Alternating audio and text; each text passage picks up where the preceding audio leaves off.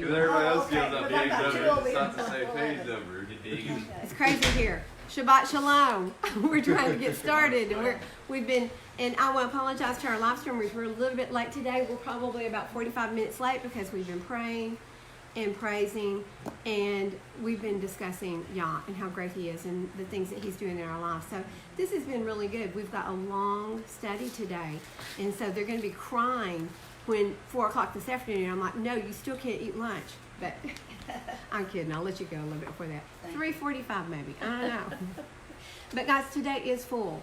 So today we are going to be looking at the promise that was made to Abraham, the seed, the promise of the seed.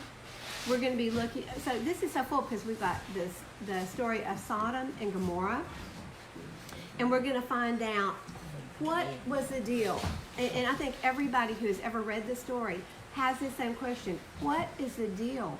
How could a daddy tell this mob of rapists, and that's pretty much what it was, hey, leave these guys alone. Here, take my 2 virgin daughters and have your way, right? Mm-hmm. We've all wondered that.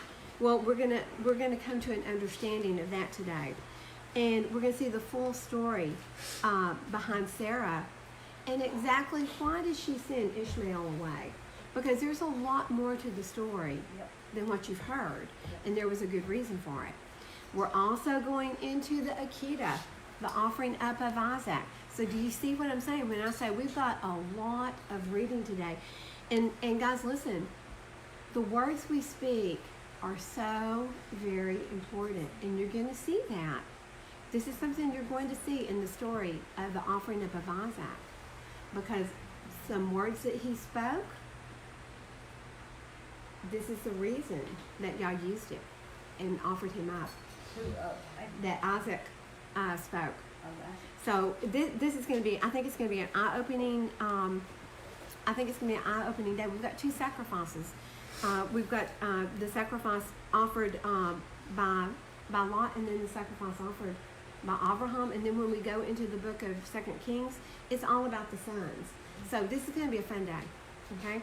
And just as always, if you have questions, stop us and we'll answer it, because if you've got something to add, because we don't know everything, and some of your questions we may go, oh no, that's a really good question, we're going to have to get back with you, but we will study it and we will come to an answer if there is one. Still, the ashes of the red heifer, who's to say? I don't know. But we are starting today, and it is called VaYera, and that means and, because there's a vav in there. And he appeared, starting in Genesis 18:1, and we're going through Genesis 22:24, and 2 Kings 4:1 through 37. Are y'all ready? Yep. Got any questions before we start? No? Good. Because we're going to have a full day. Okay, 18:1. And Yahuah appeared to him by the terebinth trees of Mamre while he was sitting in the tent door in the heat of the day. That sounds very nice and calm and relaxing, doesn't it? Turn the page back one. And for our live streamers, Valerie, can I borrow your scriptures? We are studying today. We're studying today, hers is almost as bad as mine, out of the scriptures, and it is put out by Institute for Research, for Scripture Research. This is a really good Bible. They have replaced all the names of the Father. The 6,000 times that they removed his name, it's been replaced in here, plus the names of Yeshua. We're using that book. We're also using some information that came from the Targum, which is the Aramaic translation of the Hebrew scrolls, which is the language they spoke when Yeshua walked. Okay? So that's important. We're also going to use the Sefer Bible, and we are going to use the book of Yasher. So we are going to be juggling books today. So if you see us thumbing a lot, don't worry. We'll get there, and you're going to learn so much. So just be patient. Okay, so turn back to last week's study, because as you saw, 18:1 started with and Yahuah appeared, which means it's linking it to this past chapter. So what happened in the last chapter last week? Ishmael was born. Ishmael was born, but look at verse 24 of 17. And Abraham was 99 years old when he was circumcised in the flesh of his foreskin. And Ishmael, his son, was 13 years old when he was circumcised in the flesh of his foreskin. Abraham and his son Ishmael were circumcised that same day, and all the men of his house, born in the house or bought with silver from a foreigner, were circumcised with them. So he is like in day 3 after being circumcised, okay? So you have to know where he is right now. He's just been circumcised. This is why he's sitting, healing in his tent door. So now you get the full picture, right? What's a terebinth tree? A terebinth tree is a very large tree, but it's a whole lot like an oak. So it's a big tree that grew right here, yes, in Mamre. And we're going to see later where they actually planted some of these trees. So guys, in the covenants, and we're going to see this later, that the last part of the ancient covenants, when you came into covenant with anyone, was planting the tree. And so trees were important. And you also see the enemy, he uses the trees, right? They go under the trees to worship and dance around the Asherah pole. Okay, we are in 18:2. What? In the Sephra, it says the plains of Mamre. No trees. No trees were in the Sephra. Well, and I'm seeing a lot of difference in the Sephra. And for our live streamers, we are using the Sephra in our study, but I have not completely switched over yet, and I'm in the process. But it's a hard switch because there are some things that are different, You have to look at and all. you miss out. You miss out on some of the words. So I really am in love with the scriptures. Okay, and we are in 18:2. So he lifted his eyes and looked and saw 3 men standing opposite him. And when he saw them, he ran from the tent door to meet them and bowed himself to the ground. Okay, now he's just been circumcised, and he is running. And Carefully. so he's excited. I mean, we're not going to run after surgery, right? But he ran. And he said, Yahuah, if I have found favor in your eyes, please do not pass your servant by. He knew this was his master. Yes, he knew this was his master. Please let a little water be brought and wash your feet and rest yourselves under the tree, and let me bring a piece of bread and refresh your hearts, and then go on. For this is why you have come to your servant. And they said, do as you have said. So he's like, I'd love to just wait on you and cook for you and take care of you, even though I've just been circumcised, okay? But he's got a heart for this, guys. In verse 6, so Avram ran into the tent to Sarah and said, hurry, make ready 3 measures of fine flour, knead it, and make cakes. And Avram ran to the herd, took a tender and good calf, and gave it to a young man, and he hurried to prepare it. And he took the calf and milk and the calf which he had prepared, and set it before them, and he stood by them under the tree as they ate. Now I want to show you something about Abraham, but first I do want to point out, and here these are some verses that I have actually moved over into my sefer that my sefer. Oh, and he's saying it's his sefer. So guys, listen, this verse right here, in verse 9, he took curds and milk and the calf, which he had just prepared, and he set them before these 3 men. Listen, in the Jewish tradition, in Judaism, they say you cannot eat milk with meat. You can't have a cheeseburger. So if you go to a McDonald's in Israel, guess what? You can't get a cheeseburger because they're all kashrut. They won't feed you cheese with your meat. But listen, this is proof right here, and there's no place in the word where it says you cannot serve meat and milk. There is a place where it says do not cook a baby goat in his mother's milk. But that has nothing to do with kashrut law, with the eating law. It has everything to do with Yah's mercy. He's like, don't cook a baby in the milk that's nourished him and raised him up, okay? And it's found, that particular verse is found 3 times. It's twice in Exodus, and I believe once in Deuteronomy. But that's where it talks about don't cook a baby in its mama's milk. That would just be awful, okay? Okay, so I want us to look at Jasher, chapter 22.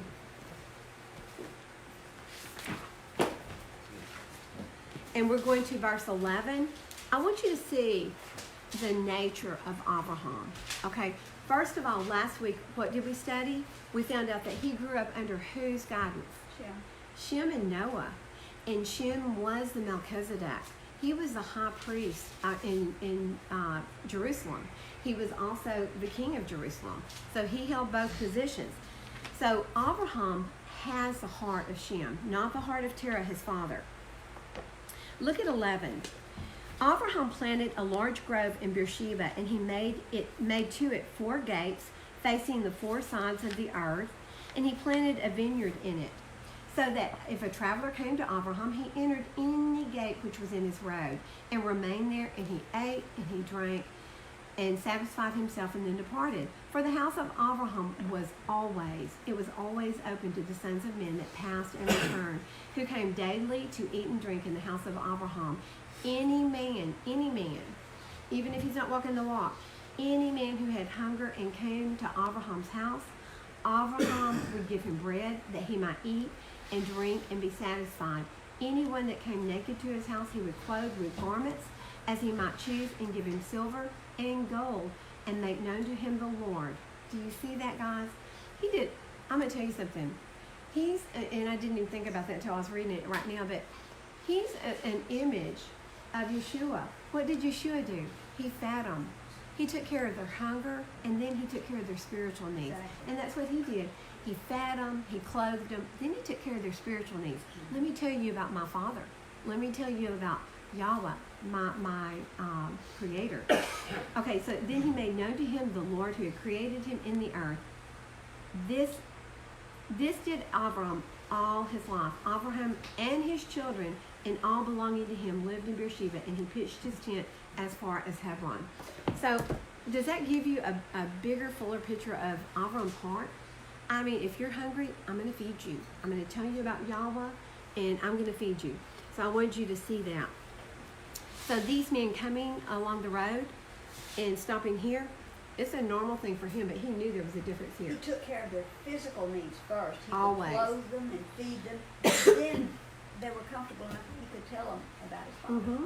They could receive it already. Yes, when you have your physical needs met, you're more inclined to hear on the spiritual side, right?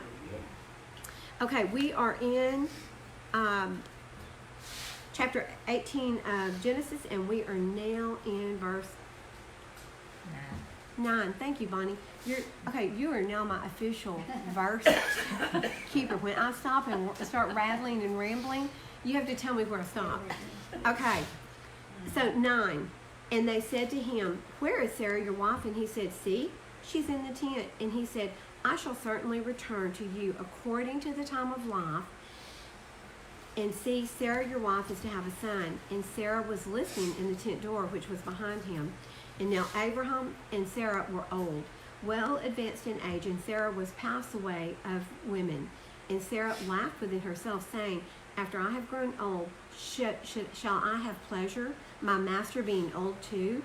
And Yahuah said to Abraham, "Why did Sarah laugh, saying, shall I truly have a child, since I'm old?" And then he goes on to say, "Is any matter too hard for Yahuah? At the appointed time, I am going to return to you according to the time of life, and Sarah is to have a son." Now listen,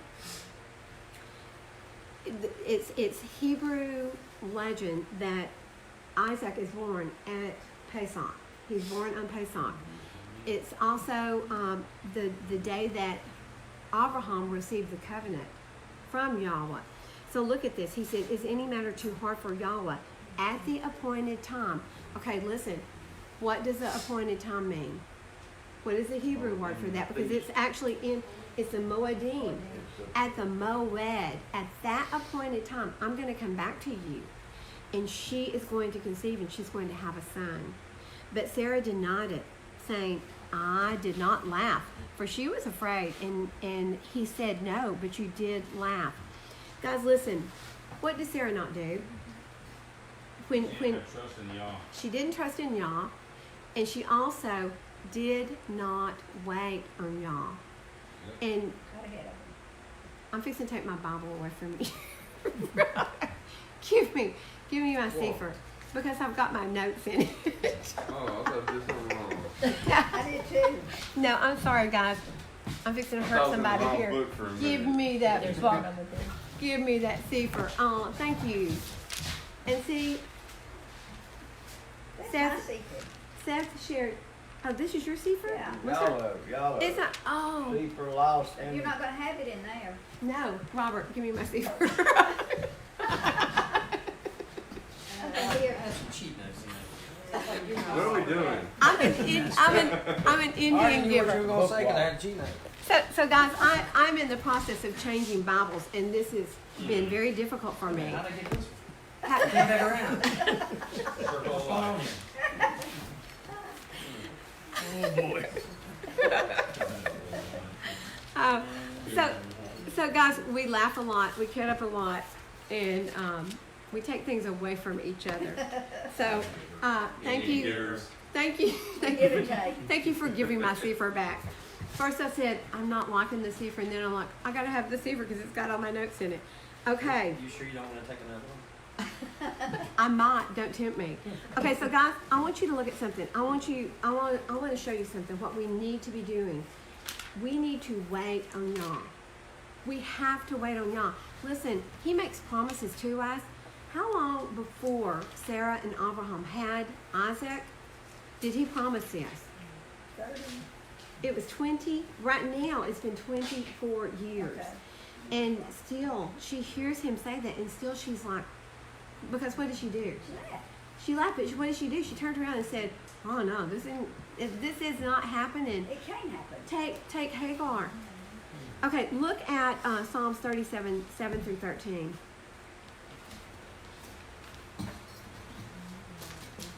37:17. 37, 7. So in 37, 7 through 13. You want somebody to read it? You know what? Yes, go ahead, please. You said 37:17. 7 through 13. Alright, sorry. Dalet, right? Dalet, that's the number 4. Dalet, rest in Yahweh and wait patiently for Him. Do not fret because of him who prospers in his way, because of the man doing wicked devices. He abstain from displeasure and forsake wrath. Do not fret also to do evil, for evildoers are cut off. But those who wait on Yahweh, they shall inherit the earth. Walk yet a little while, and the wrong is no more, and you shall look on its place, but it is not. But the meek ones shall inherit the earth, and delight themselves in plenty of peace. Perfect. That was perfect. And so, guys, Sean, did you know what you were reading when you read Dalet, Hey, Wab? Okay, Numbers. these are numbers. They're Hebrew numbers. So every aleph bet in Hebrew, every Hebrew aleph bet is also a number. So this is the number of that verse. But did you? Like the Hebrew alphabet. It is the Hebrew but alphabet. a number. That's Is it, right. You said Hebrew? It's a Hebrew Dalet would be the number 4. It's Okay. also the Dalet, like a D, kind of. Okay, but listen, we just got away from the scripture. Did you hear what the scripture said? What did the scripture say? Rest in Yahweh and wait patiently for Him. Listen, sometimes what we know we're supposed to be doing, the promises of Yah don't come to us immediately, guys. It's a walk, right? It's a walk. We have to be patient. Do not fret because of him who prospers in his way, because of man doing wicked devices. Hey, abstain from displeasure and forsake wrath, and do not fret. Also, to do evil, for evildoers are what? Cut off. But those who wait on Yahweh, what are they going to do? They're going to inherit the earth. Yet a little while, and the wrong is no more. For in a little while, guess what? The wrong are going to disappear, because what happens? He comes and he reaps. And who does he reap out? He takes out the unrighteous first. The bad people. Yeah, you don't want to be that bunch that gets taken out first, because they're cast into the fire and burned. Oh man. Yeah. That don't sound good. Oh man, it really doesn't sound good, does it? It says, "Yet a little while, and the wrong is no more, and you shall look on his place, but it is not. But the meek ones shall inherit the earth, and delight themselves in plenty of peace." So listen, we've got to learn to wait, and there are so many scriptures here. You can go to Psalms 27:14. You Yes, can what I go was to fixing to say. Psalms 27:9. Good. Valerie, read Psalms Yes, 27:14. Okay. You can go to Psalms I'm sorry. 37:34. Go ahead. Okay, 27, I'm gonna start with 13. Okay. What if I had not believed to see the goodness of Yahuah in the land of the living? Wait on Yahuah, be strong, and let him strengthen your heart. Wait, I say, on Yahuah. He says it twice. Yes. Wait on him. And throughout Scripture, he keeps telling us, wait on Yahuah. We have to wait on him, guys. We can't jump the gun, or we're going to end up with what? A Hagar situation, an Ishmael. And I'm going to tell you something, Abraham loved Ishmael. So, but still, that was not the promised seed. And what did it cause Sarah? A lot of grief. Yeah. Okay. Jealousy and greed. Yes, look at Isaiah 40. And we're going to go to verse 28.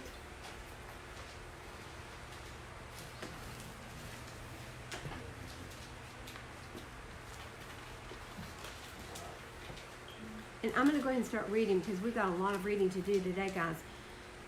In 28, do you not know, have you not heard the everlasting Elohim, Yahuah, the creator of the ends of the earth, neither faints nor is weary.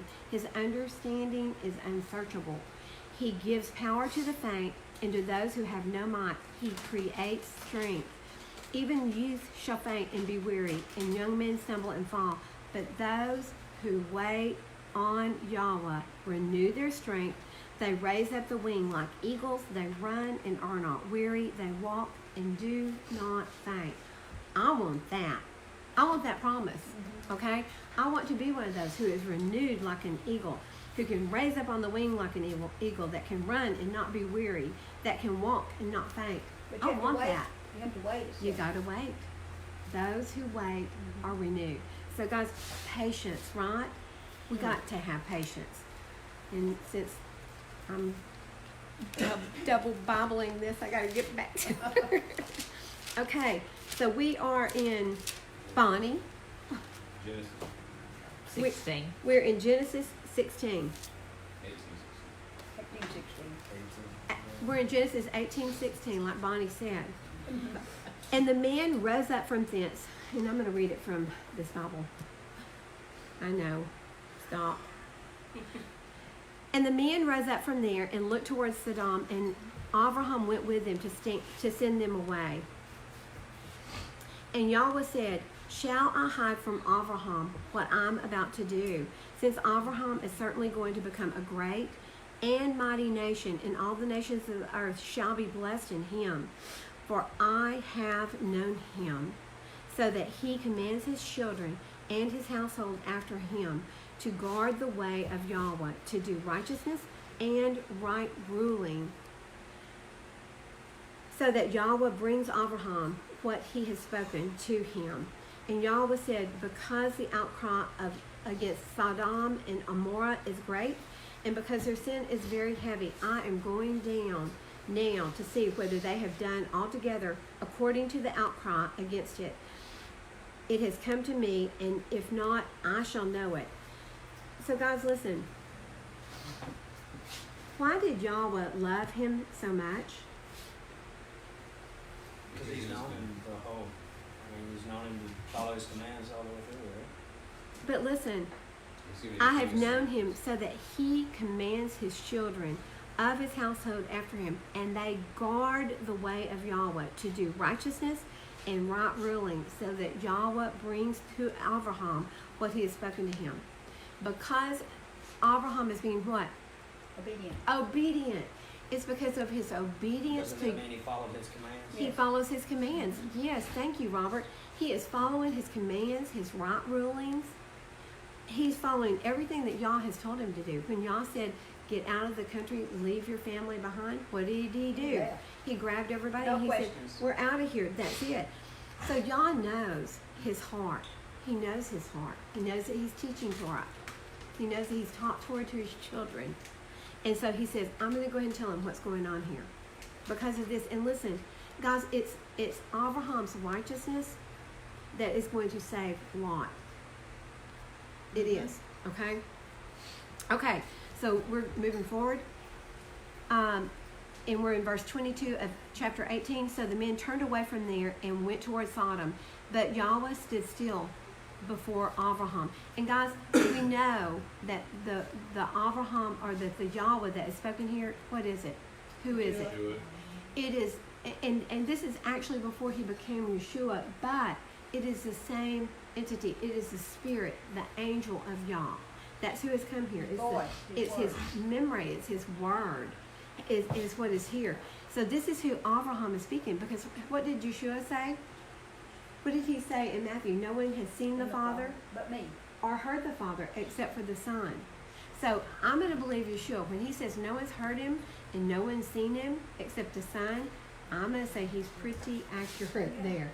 And what we saw in the first book of Adam and Eve, we also saw that it was the memory, the word of Yah that created man and that walked with him in the garden and that came down and rose him up every time he fell.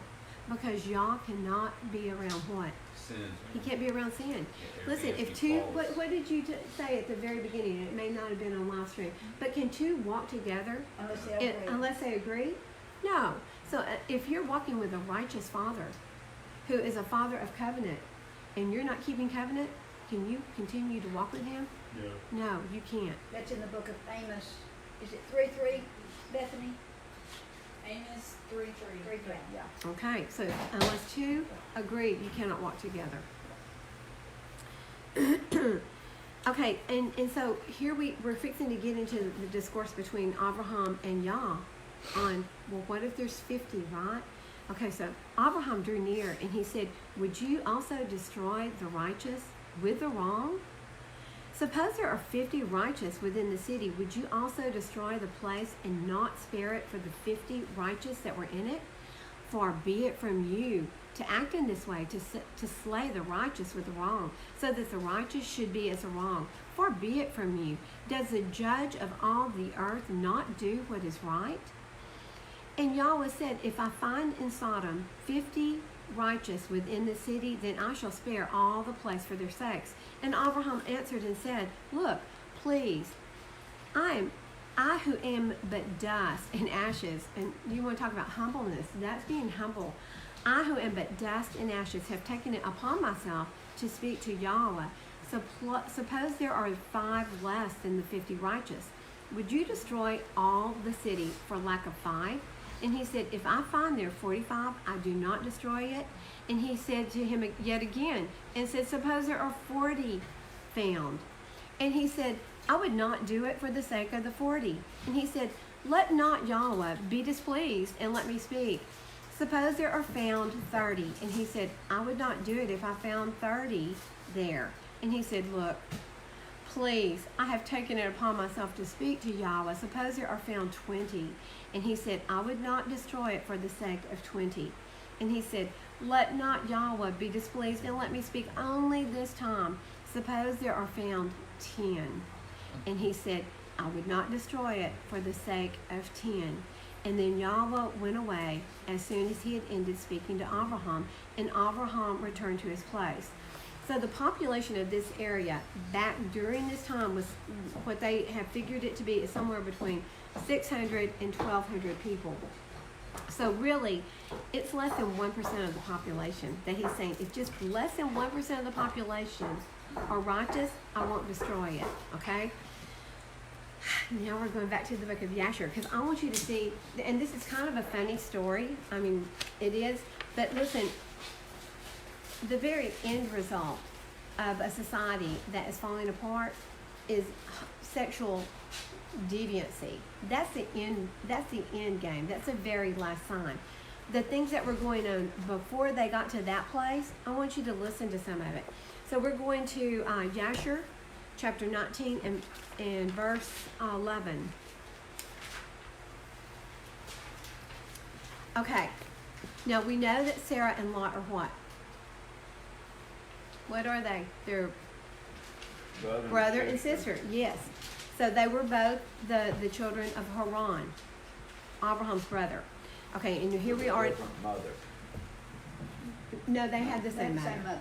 Yeah, Okay. They did. yeah. And in the course of time, Sarah sent Eleazar. Eleazar was who? Yeah. Servant of Abraham. Abraham from Abimelech, right? From the king of Nimrod. from Nimrod. You're right. It was Nimrod. Thank you. It was Nimrod's gift to him. Okay. In the course of time, Sarah sent Eleazar to Sodom, and see Lot and inquire of his welfare. And Eleazar went to Sodom, and he met a man of Sodom fighting with a stranger. And the man of Sodom stripped the poor man of all his clothes and went away.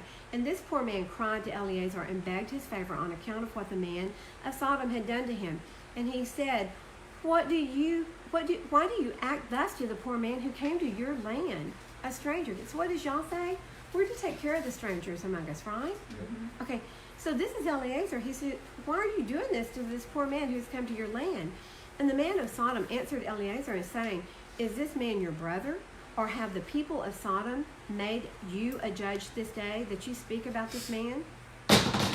And Eleazar strove with the man of Sodom on account of the poor man. And when Eleazar approached to recover the poor man's clothes from the man of Sodom, he hurried and with a stone struck Eleazar in the forehead.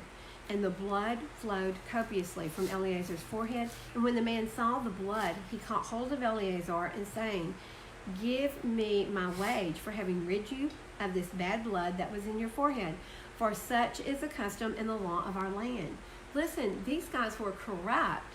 He just beat Eleazar with a stone on his forehead, and because he started bleeding, he's like, that was obviously bad blood, and you're going to have to pay me for this bad blood that I just took from you. I got rid of it for you. So Bonnie, give me my money. But I want you to listen to the rest of this, because this to me, it is so funny. And Eleazar said to him, you have wounded me and require me to pay you your wage. Eleazar would not listen to the words of the man of Sodom. And the man laid hold of Eleazar and brought him to Shakra, the judge of Sodom, for judgment. The man spoke to the judge, saying, I beseech you, my lord, thus has this man done, for I struck him with a stone, that the blood flowed from his forehead, and he's unwilling to give me my wage. And the judge said to Eleazar, this man speaks truth to you. Give him his wage, for this is the custom in our land. And Eleazar heard the words of the judge, and he lifted up a stone and struck the judge.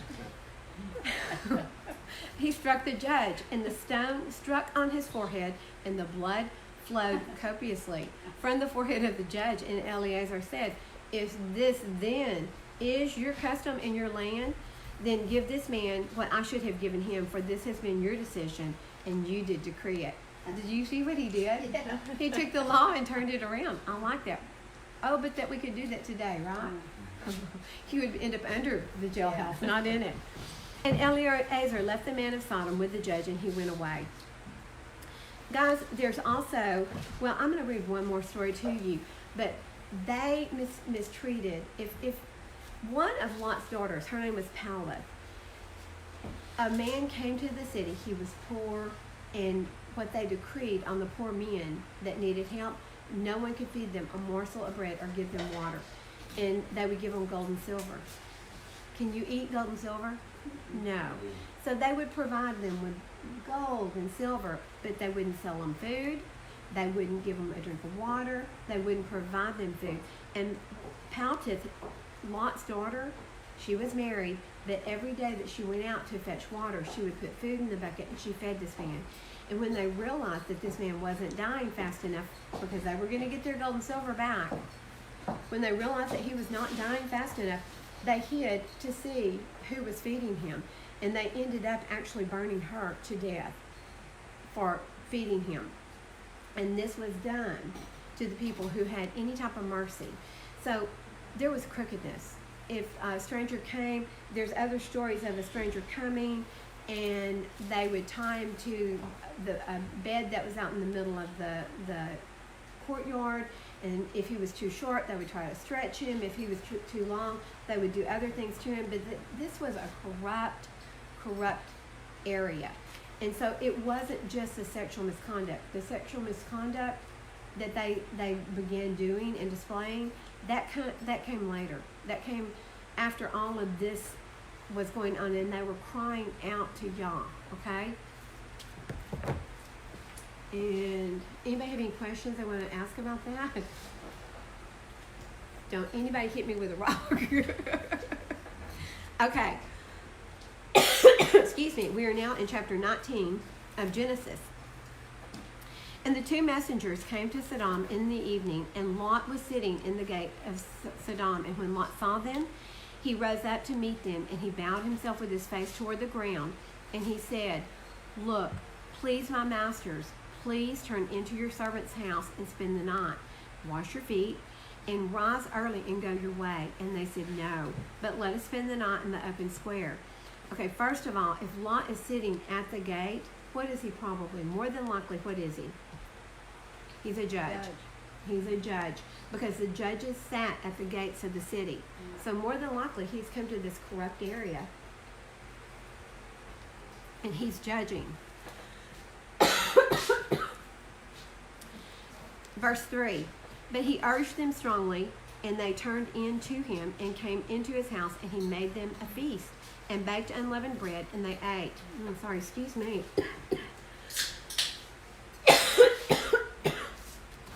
I don't even have a cough. I'm coughing. And he made them a feast and baked unleavened bread. So more than likely, this was around what? The just right after Pesach, during the Feast of Unleavened Bread.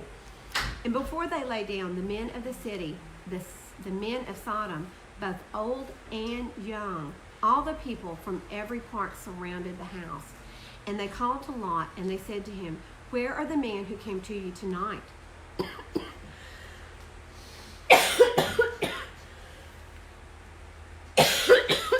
Valerie, I'm going to get you to read through 8, if you don't mind. While I start with 5. And they called to Lot and said to him, "Where are the men who came to you tonight? Bring them out to us and let us know them." So Lot went out to them through the doorway and shut the door behind him and said, "Please, my brothers, do not do evil. Look, please, I have 2 daughters who have not known a man. Please let me bring them out to you and do to them as you wish. Only do no deed to these men, because they have come under the shadow of my roof." Thank you, Valerie. I hope that was enough.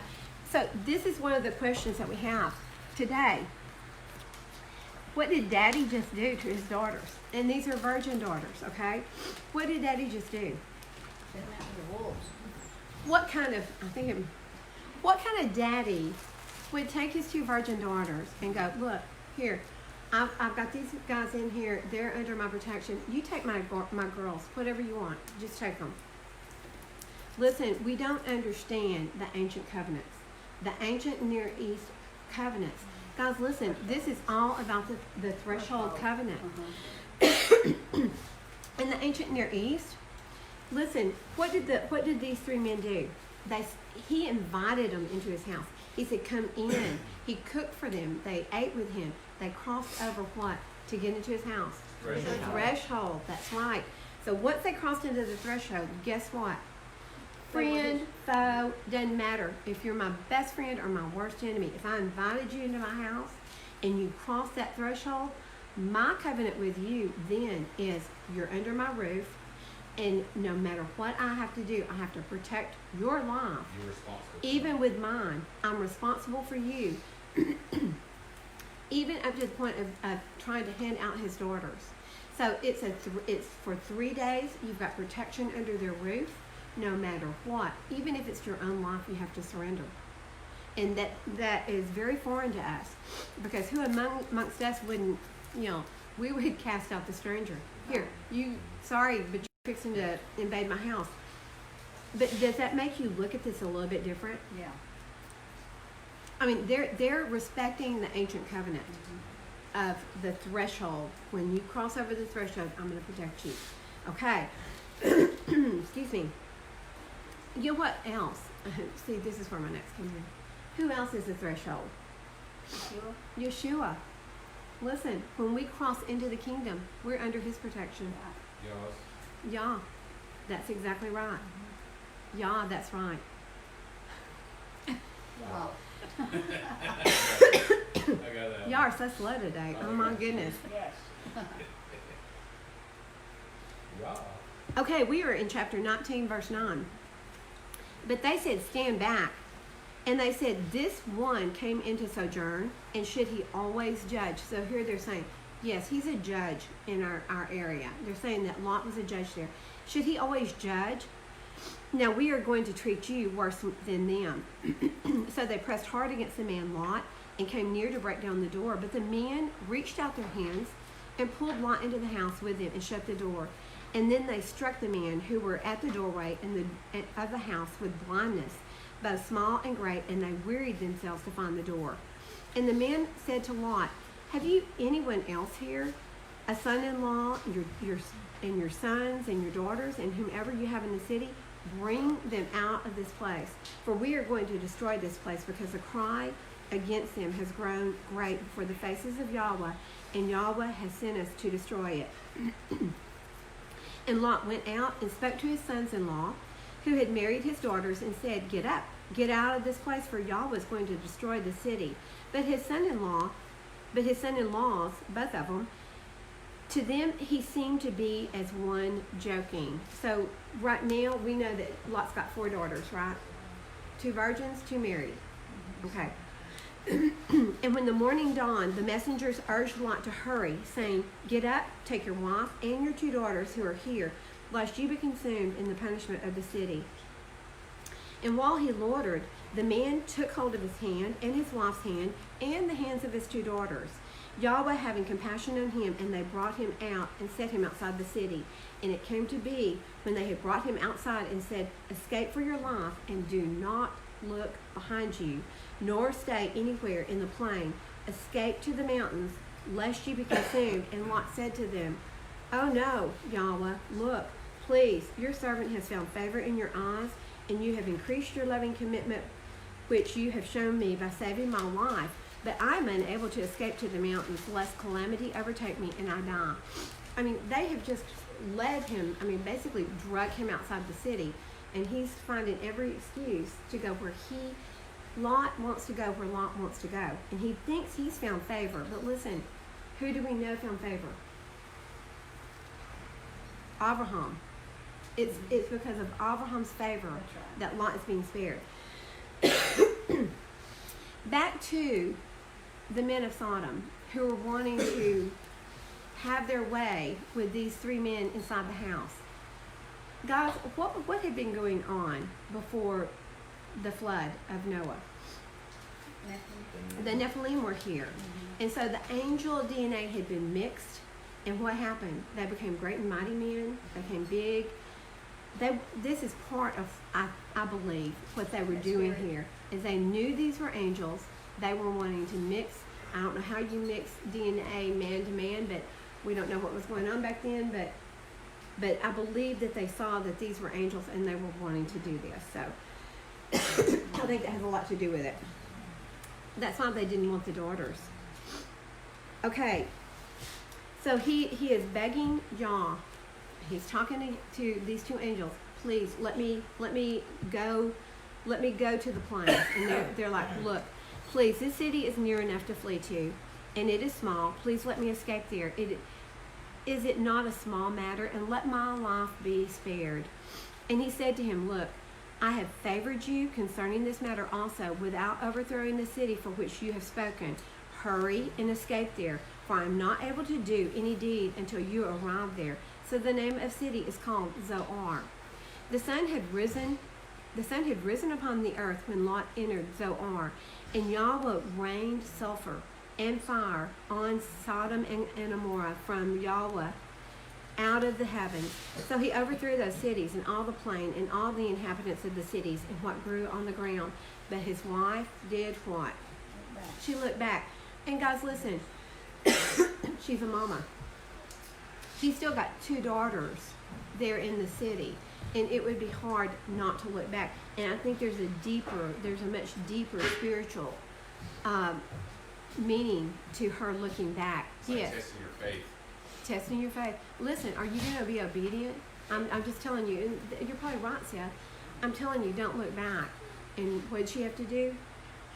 she had to glance back. And it was a heart issue too. One of them was her, dead. One of the daughters was already dead. one was already dead, which means they probably had 5 daughters in all. Okay. So she has 2 still living because they tried to get them to come out with the husbands. So she looked back behind, and she became a pillar of salt. So, and Abraham rose early in the morning and went to the place where he had stood before Yahuah, and he looked toward Sodom and Gomorrah and toward all the land of the plain, and he looked and saw the smoke of the land, which went up, the smoke of like a furnace. Thus it came to be when Elohim destroyed the cities of the plain, and Elohim remembered who? Avram. He remembered Avram. He didn't remember, it's not talking about Lot here. He remembered Avram and sent Lot out of the midst of the overflow when he overthrew the cities in which Lot had dwelt. And Lot went up out of Zoar and dwelt in the mountains. So he wasn't even happy in Zoar. He was like, ooh, I'm scared here too. So he fled to the mountains where the angels told him to go first, right off the bat. The angel said, go to the mountains. No, I want to go to Zoar. Now he's like, I'm scared in Zoar. So he fled. For he was afraid to dwell in Zoar, and he and his 2 daughters dwelt in a cave. Cavemen. There were cavemen. And the firstborn said to the younger, our father is old, and there is no man on the earth to come to us, as in the way of all of the earth. Come, and let us make our father drink wine and lie with him, so that we preserve the seed of our father. So they made their father drink wine that night, and the firstborn went in and lay with her father, and he was not aware of it when she lay down or when she arose. And when it came to be on the next day, that the firstborn said to the younger, see, I lay with my father last night, let us make him drink wine tonight as well, and you go in and lie with him, so that we keep the seed of our father. So they made their father drink wine that night as well, and the younger arose and lay with him, and he was not aware of it when she lay down or when she rose. Thus both daughters of Lot became pregnant by their father. And the firstborn bore a son and called his name Moab, and he is the father of the Moabites to this day. And the younger, she also bore a son and called his name Ben-Ami, and he is the father of the children of Ammon to this day. And guys, listen. What does the word say about Ammonites and Moabites? We talked about that last time. Is that Go to- they're cursed for how many generations? 10. It's 10 generations. 10th generation because of this. Look at Deuteronomy 23:3. I'm there. Wow, y'all are so fast. Is that Ammon in Jordan? It could be. I mean, I'm just asking. Is it? It could be. Are they Ammonites? It could be. We need to look into that. We'll do some research. Can anybody Google while I'm reading? I can. You Google away. Okay, so in 23:3 of Deuteronomy, it says, an Ammonite or a Moabite shall not enter the assembly of Yahweh. Even a 10th generation of them shall not even ever enter the assembly of Yahweh. Okay, so he's saying right here, let me go ahead. Let me read 4. Because they did not meet you with bread and water on the way when you came out of Mitzrayim, and because they hired against you Balaam, son of Beor, from Pethor of Aram Naharaim, to curse you. So they did 2 things, and actually 3.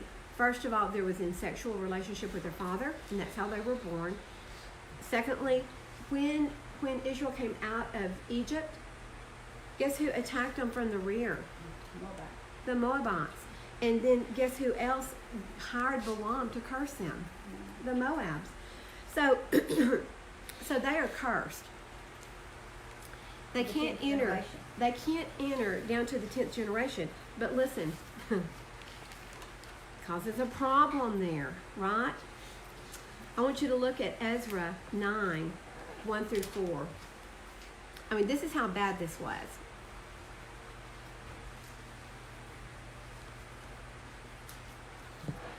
Excuse me. Ezra 9, 1 through 4. And so Ezra, you all know who Ezra is. He came back to rebuild the city, right? And he was a high priest. And when these matters had been done, the leaders came to me saying, the people of Israel and the priests and the Levites have not separated themselves from the people of the lands, so as to their abominations.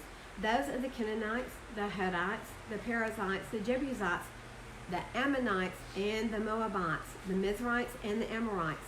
For they have taken some of their daughters as wives for themselves and their sons, so that the set-apart seed is intermingled with the people of those lands. And the hand of the leaders and the rulers have been foremost in this trespass. And when I heard this word, I tore my garment and my robe, and plucked out some of the hair on my head and beard, and sat down in astonishment. Then all those who trembled at the words of Elohim of Israel gathered to me because of the trespass of the exiles, and I sat astonished until the evening offering. Ezra is so taken away by this. He's like, I cannot believe that they've done this. Guys, who was a Moabite? Ruth. Let's look at Ruth. Talk about it. And we're going to go to First Ruth, Ruth 1, First Ruth. Hey, Jordan is Jordan, the Ammonites. It is the Ammonites? Yeah, Cool. Okay. What'd you say? the Ammonites of Jordan. Okay. Ruth Okay. is 792. It's on page 792, but hey, they're already there. No, they're I don't not. know what chapter you said, but it's It's chapter 1. 790. 791. No, it's 792. I'm sorry. Actually, turn to chapter 2, and it is 792. It says, and Ruth, the Moabitess, said to Naomi, please let me go to the field and glean heads of grain. So we are establishing here, even in the first chapter, it says that that the sons of this man from the tribe of Judah married a Moabitess. Both of his sons did. So there were two girls, Ruth and Orpah, right? Look at chapter 1, verse 16. But Ruth said, do not urge me to leave you or to go back from following after you, for wherever you go, I go. Well, let's look at 15. And this is Naomi. She said, look, your sister-in-law has gone back to her people and to her mighty ones, to her little g gods. Go back and follow your sister-in-law. But Ruth said, do not urge me to leave you or to go back from following after you, for wherever you go, I go. Wherever you stop, I stop. Your people are my people, and your Elohim is my Elohim. Where you die, I die, and there I shall be buried. Yahweh do so to me, and more also, for death itself parts you from me. What did Ruth do here? Crossed over and became a Israelite. She changed her citizenship. She is no longer an Ammonite. Moabite. She is, or a Moabite, thank you. And she's really not an Ammonite. For sure. Or a Moabite. She decided what? She wanted to be an Israelite. She chose to be Israel. She had seen the power that came from that. She heard the stories about the Red Sea and all of that, and she saw that. Okay, I want y'all to turn to Matthew 1. Because guess what? Guess who this Moabitess is? She's in the lineage of Yeshua. Yes, she is. And the genealogy that we find in Matthew 1 is actually the genealogy of Yeshua's mother. And if we look at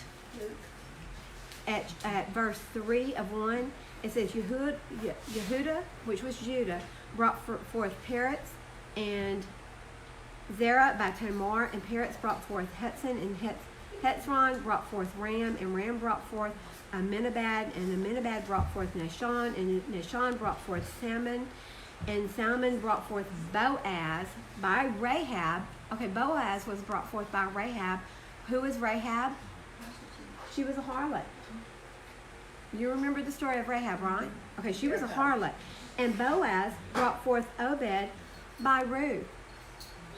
And Obed brought forth Jesse, which was whose father? David. And Jesse brought forth King David.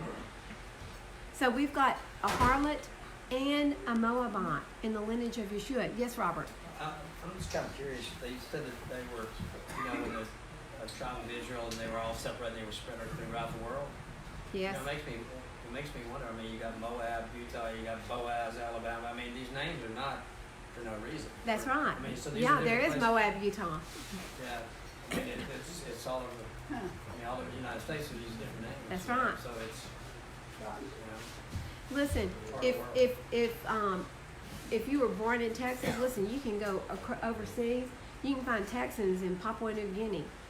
It's crazy. We're everywhere. With airfare or air travel, you can go anywhere in the world. You can live anywhere in the world. So they're everywhere. And some of them have returned home. But isn't this fascinating that from Lot and from this ancestral relationship came Ruth? Nothing is impossible. Nothing is impossible with y'all. Listen, guys, we come as we are. We come just like we are. When we come to Yah and we decide to walk the walk, when we decide to follow after Him, we come just like we are. And guess what? He loves you just like you are, but He does not want you to stay that way. We're supposed to be changing. As you walk, as you follow Him, you should be changing into who? The image of Yeshua. The image of Yeshua. We should be looking like Him, acting like Him, walking like Him. So I think that is such a fascinating trail there. And I'm in chapter 20, verse 1. Is that right, Bonnie? That's right. My keeper of all the records of where I am. 20. Thank you. I've got 2. Great. I'm going to be... Yasher, No, we're not in Yasher. No, sure. We're not in Yasher yet. Yasher. which one? We're still... Where we at? We're in Genesis Yeah, yeah, yeah. 20. Around there. Seth was being silly. Seth, behave. Okay, chapter 20, verse 1. And Abraham set out from there to the land of the south and dwelt between Kadesh and Shur and stayed in Gerar. And Abraham said concerning Sarah his wife, she's my sister. And Abimelech, sovereign of Gerar, sent and took Sarah. He took her to be his wife. I mean, if he took her, it was to be his wife. And in the ancient customs, it took 6 months of cleansing and purification before the king could go into the wife. So she was in a purification process to become his wife. But Elohim came to Abimelech in a dream by night and said to him, see, you are a dead man because of the woman whom you have taken, for she is a man's wife. However, Abimelech had not come near her, and he said, Yahuah, would you kill a righteous nation also? Did he not say to me, she is my sister? And she, even she herself said, he is my brother. Is in the integrity of my heart and in the innocence of my hands I have done this. And Elohim said to him in a dream, yes, I know that you did this in the integrity of your heart, and so I kept you from sinning against me. For this reason, I did not let you touch her. And now return to the man's wife, for he is a prophet. And guys, this is the first time we see the word prophet. So what is Abraham doing? What is he doing when people come to his house? He's teaching them about Yah. He's teaching them the Torah. He's teaching them the Word. And that's what a prophet does. A prophet teaches about that they're echoing what Yah says. They're walking in truth, but they're echoing only what Yah has said. They're not. A prophet didn't come out and go, "Oh, tomorrow you're going to run into a guy and he's going to give you $100." That's not a prophet. That's not a prophet. That's a what, Bethany? Fortune teller. Yes. And what are we not supposed to do? Fortune teller. Yes. Thank you. You don't do that. No. That's a big no, right? Big no-no. Psychics, no. That's related to the nefesh. That's a very big, deep thing. The soul. Yeah. Okay. And guys, listen, there is a really interesting,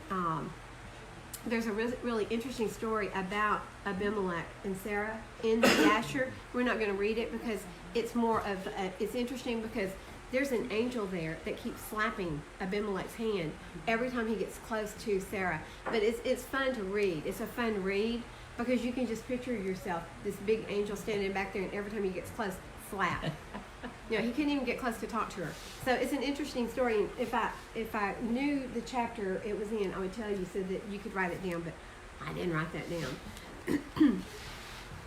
And Elohim, you know what? I want to tell you one. I want to show you 2 other things. And this is about Moab. Listen, and the Ammonites. Yah still bless them, okay, because they were descendants from Abraham. He still blessed them, okay, because they were kin to him.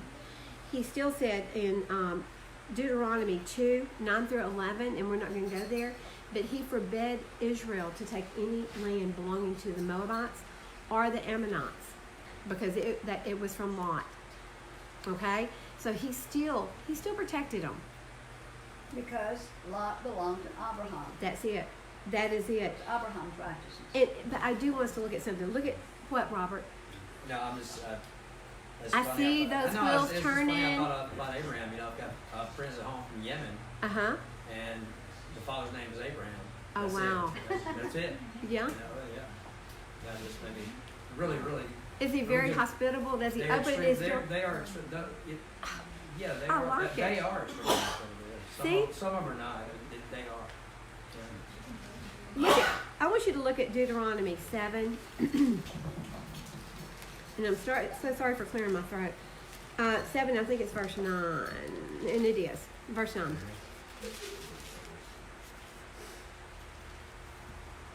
Okay, are you ready? And you shall know that Yahuah, your Elohim, he is Elohim, the trustworthy El, guarding covenant. Listen, he guarded covenant back then, he still guards it today. And loving commitment for 1,000 generations with those who love him and those who guard his commandments. Did you hear what I just read? And I've got so many notes over this that I can't read it. Okay, he is Elohim, the trustworthy El, guarding covenant and loving commitment for 1,000 generations with those who love him and those who guard his commandments. So if you're guarding his commandments and loving him, he is going to bless thousands, guys. It's plural. Thousands of your generations. You can change the outcome of your generations to come.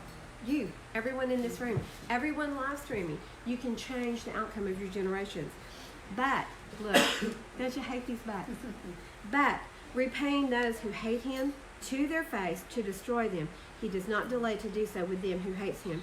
He repays them to his face. And so, be one who guards his commands. In another place, it actually says the curse of those who are not obeying his commandments, it goes to 3 or 4 generations. You know, the blessings are like infinite, Yes, you know, yes. because there are 1,000 generations that really don't pan out year-wise, you know, earth, you know, before Well, the judgment that's and all right. that. So That's it's just infinite, you know. That's like with Lot. You know, all of his descendants. Still, it was like you can't take their land away. You can't have their land. I know I've blessed you. I know you're my children. I know you crossed the desert, but you can't have their land. It was Lot's, and he still is going to keep it. Mercy. Yes. Okay, and sorry, we got right in the middle of Abimelech and Sarah, but I wanted to hit that. And now, return the man's wife, for he is a prophet, and let him pray for you, and you live. But if you do not return her, know that you shall certainly die, you and all that are yours. So Abimelech rose early in the morning, I bet he did, and called all of his servants and spoke all these words in their hearing, and the men were greatly frightened.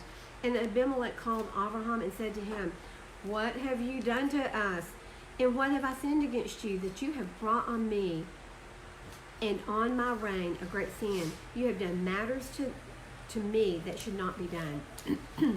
And Abimelech said to Abraham, what did you have in view that you have done this matter? And Abraham said, only because I said to myself, the fear of Elohim is not in this place, and they shall kill me for the sake of my wife. You know, guys, he's still not trusting in Yah. Well, Yah is his shield. Isn't that what we just read? Yah is his shield. He shelters him under his wing. He's still not trusting him. I mean, so he's still using the I'm kin to you story. And yet she is truly my sister. She is the daughter of my father, but not the daughter of my mother. And she became my wife. Okay, so she is his brother's daughter. And so a different mother, yes. Okay, it was Yeah. Abraham and Sarah, Abraham. It's not Lot and Sarah, no, Lot and Sarah are brother and sister. sister. But so he is kin to her. She's his niece. So Sarah is Abraham's niece, and Lot is his nephew. So his father did produce them because it was Haran, his brother. So from Haran came Sarah and Lot, but by a different woman, not from Abraham's mother. Does that make sense? Ah, what he's saying here is that my father's seed created Haran, and out of Haran came Sarah and Lot, but he birthed them with his wife. And he's just saying, they're my sister, but Yeah. he's going in a roundabout way Right, saying, yeah, And he's that, still in saying, that culture, they did call each other brother and well, sister. in that culture, your grandchildren were your children. Exactly. And I actually spoke that to my daughter this morning. Thank you for doing such an awesome job with my little G grandchildren. They're my children. So yes. But doesn't that make sense now? Okay. So truly, through his father, it was like his sister. Mhm. Okay, but she was his wife. Hey. Yeah, I know we can go in circles on that. And it came to be when Elohim caused me to wander from my father's house, that I said to her, this is your loving commitment that you should do for me in every place, wherever we go. Say of me, he is my brother. And then Abimelech took sheep and cattle and male and female servants and gave them to Abraham, and he returned Sarah, his wife, to him. And Abimelech said, see, my land before you dwell wherever it is good in your eyes. And to Sarah he said, see, I have given you your brother 1,000 pieces of silver. See, it is to you a covering of eyes before all who are with you and before all others, and you are cleared before everyone. And Abraham prayed to Elohim, and Elohim healed Abimelech and his wife and his female servants, so that they bore children. For Yahuah had closed up all the wombs of the house of Abimelech because of Sarah, Abraham's wife. So we see here what the curse was on Abimelech for trying to marry Abraham's wife. He closed up they weren't having kids. No one was getting pregnant all of a sudden. So we don't know how many months into this purification they were. It had to be a while before they realized, ain't nobody getting pregnant. Yeah, something's going on here. We're not increasing and repopulating the earth, right? And Sarah must have been a very beautiful, beautiful woman for Abraham to know that probably she would be desired by someone. She's old at this age, guys. She's 90 years old. I mean, she's not old. Listen. She's not. Valerie's young. That is your womb. She was 89 years old, 90 years old. 90 years old when she had Isaac. So she is 89 years old at this point. So listen, at 89 years old, she's still so pretty that he's having to hide her, protect her. So yeah, she still looked good at 89. What? I'm not looking at you. You are too. Art Bill. Oh my goodness, I gotta hide my eyes here. Surrounded by beauty. Okay. Okay. Where are we? We're- 21. We're lost. 21. Okay, we are in chapter 21. Yeah, we got lost in space, didn't we? Outer space. Okay, we're in chapter 21 of Genesis. We're making progress, guys. Verse 1. The very first. I've got 3 people helping me keep on track. And Yahuah visited Sarah as he had said, and Yahuah did for Sarah as he had spoken. So Sarah conceived and bore Abraham a son in his old age at the appointed time, at Pesach, of which Elohim had spoken to him. And isn't that amazing and I haven't found in scripture anywhere. I'm going to say that right now. I have not found in scripture where it says he was born at Pesach, but I will say that it is a legend. But wouldn't it be cool if he's born on Pesach and then many years later, Abraham's descendants leave Egypt and all of the firstborn the firstborn died. Well, it On Pesach. spoke of unleavened bread. It did. And that's A moed, it's a seed Yes. of unleavened that bread. is right. so you gotta. But that had to be at least 3 months before she conceived, because if she bore on the same day the next year, you see what I'm saying? Because from their legend, from their oral tradition, and it could be in any of the extra books, but it said that the covenant was made when they came and told them this, that it was made on Pesach, Passover. For those that may be live streaming and don't know what Pesach is, it would be the Passover. It's not the Easter. Listen to me, it's not Easter, not Easter. It is Passover. So it would have to be 3 months later that she conceived, and then 9 months later when she gave birth. So I'm just saying, there. Okay, so Sarah conceived and bore Abraham a son in his old age at the appointed time, the moed of which Elohim had spoken to him. And Abraham called the name of his son who was born to him, whom Sarah bore to him, Yishak. And that means what? Laughter. It does. Because he brought laughter to her. Can you imagine the joy? The joy? So they didn't get all busy with stuff like we do today, right?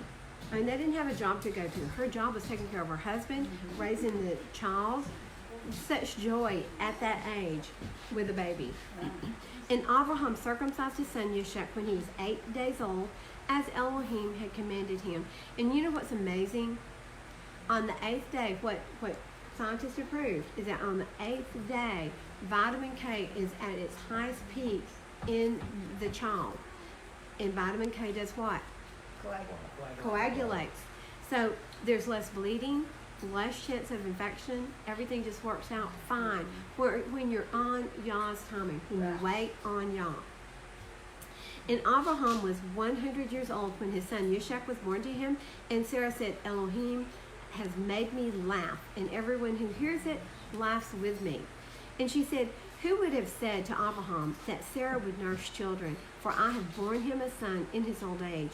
And the child grew and was weaned, and Abraham made a great feast on the day that Yishak was weaned. Okay, Bonnie, I'm stopping right here at 9. Mark it. 21:9. 21:9. And we're picking up the book of Jasher, and we're going to chapter 21.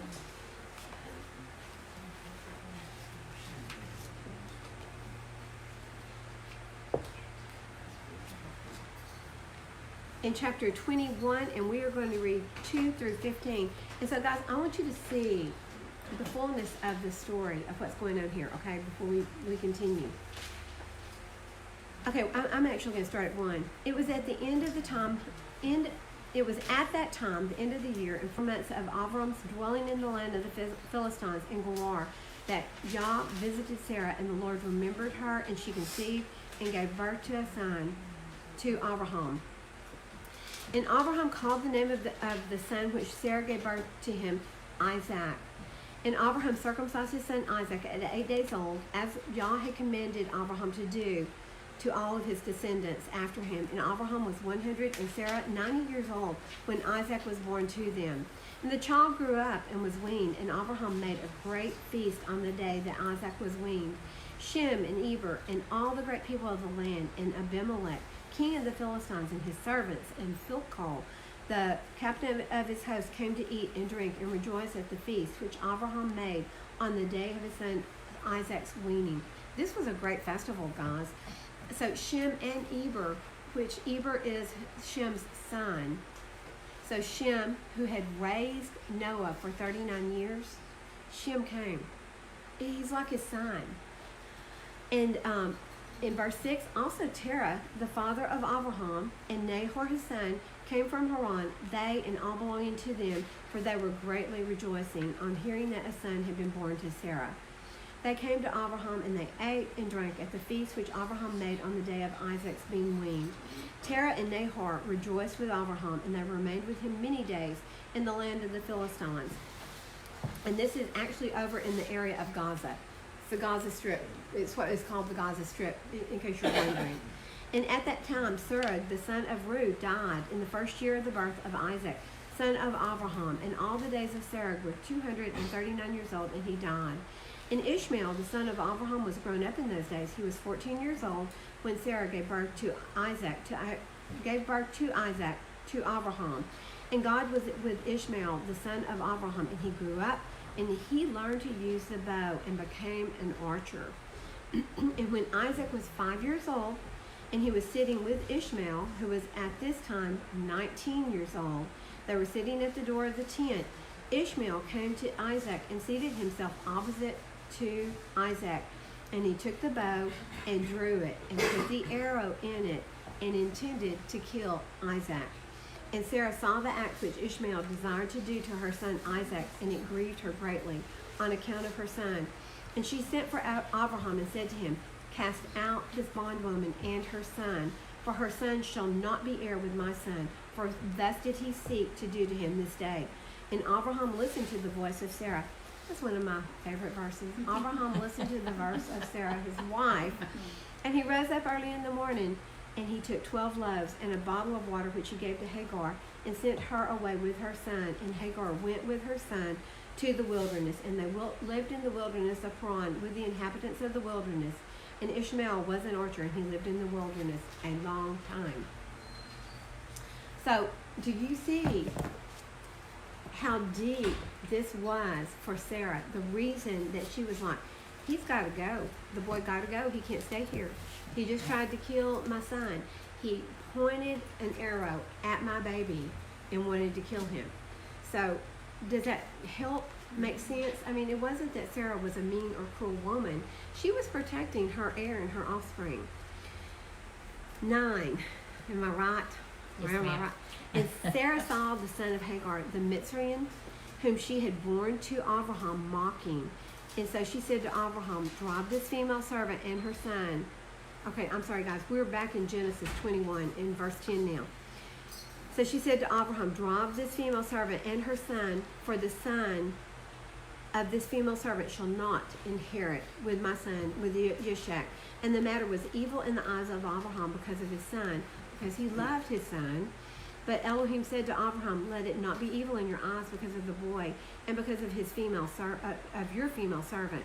Whatever Sarah has said to you, listen to your wife's voice, for in Yishak your seed is called.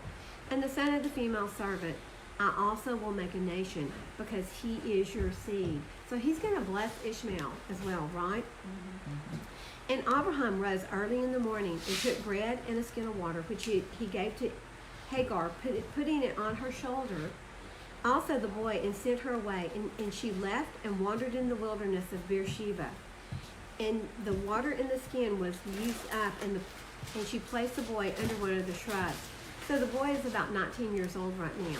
So it's not like she's carrying a little child, guys. And, you know, when you're reading the story without seeing the fullness of the story from Yasher, I'm thinking, oh, he's just a little bitty boy.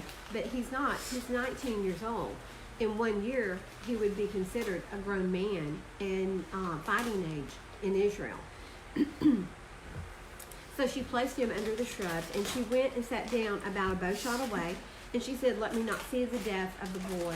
And she sat opposite him and lifted her voice and wept. And Elohim heard the voice of the boy, and the messenger of Elohim called to Hagar from the heavens and said to her, what is the matter with you, Hagar? Do not fear, for Elohim has heard the voice of the boy where he is. Isn't this interesting? Hagar was weeping and crying, and it said, and Elohim heard the voice of the boy. That's kind of interesting to me. Arise, lift up the boy, and hold him with your hand, for I make a great nation of him. And Elohim opened her eyes, and she saw a well of water, and she went and filled the skin with water and gave the boy a drink. And Elohim, and guys, listen, in the Targum, which I had mentioned earlier, the Targum, and I'm not talking about the Talmud. The Talmud is Judaism. It is filled with, it's not a good book. And you shouldn't be reading the Talmud. But in the Targum, which is the Aramaic translation of the Hebrew scrolls, you should read. Because the word here, in place of Elohim, it's the Memre. And what is the Memre? The word. It's the word. It's the breathed. The Memre is his breathed word. His breath. The Memre of Yah was with the boy, and he grew and dwelt in the wilderness and became an archer. And he dwelt in the wilderness of Paran, and his mother took a wife for him from the land of Mitzrayim. And it came to be at that time that Abimelech and Pekal, the commander of his army, spoke to Abraham, saying, Elohim is with you in all that you do. And now swear to me by Elohim not to be untrue to me, to my offspring or to my descendants, and do to me according to loving commitment that I have done to you and to the land in which you have dwelt. And Abraham said, I swear. And Abraham reproved Abimelech because of the well of water which Abimelech's servants had seized. And Abimelech said, I do not know who has done this deed. Neither did you inform me, nor did I hear until this day. So basically, Abimelech's servants have gone and taken a well away from Abraham and his men. But Abimelech didn't know anything about it. He said, you didn't tell me. I didn't know anything about this. So Abraham took sheep and cattle and gave them to Abimelech, and the two of them made a covenant. And Abraham set 7 new ewe lambs of the flock by themselves. And Abimelech asked Abraham, what are these 7 ewe lambs which you have set by themselves? And he said, take these 7 ewe lambs from my hand to be witness that I have dug this well. And so he called that place Beersheba, because of the two of them swore an oath there. Thus they made a covenant at Beersheba. And Abimelech rose and went with Pekah, the commander of his army, and they returned to the land of the Philistines. And he planted a tamarisk tree in Beersheba, and there called on the name of Yahuah, the everlasting El. God's planting a tree was the very last step in making covenant with anyone. He made a covenant with Abimelech here, and so he planted a tree in remembrance. And listen, this is one reason we should not plant a tree in our churches on Christmas Day. Okay, and I'm not going to make a big deal about this, but I'm going to make it a big deal for a second, because we're in that season where, and we've got a little one in here. It's your done. Okay. Whew. I was like, I'm in trouble now. No, it's good. Go to Jeremiah 10:3. Good job. Good for you.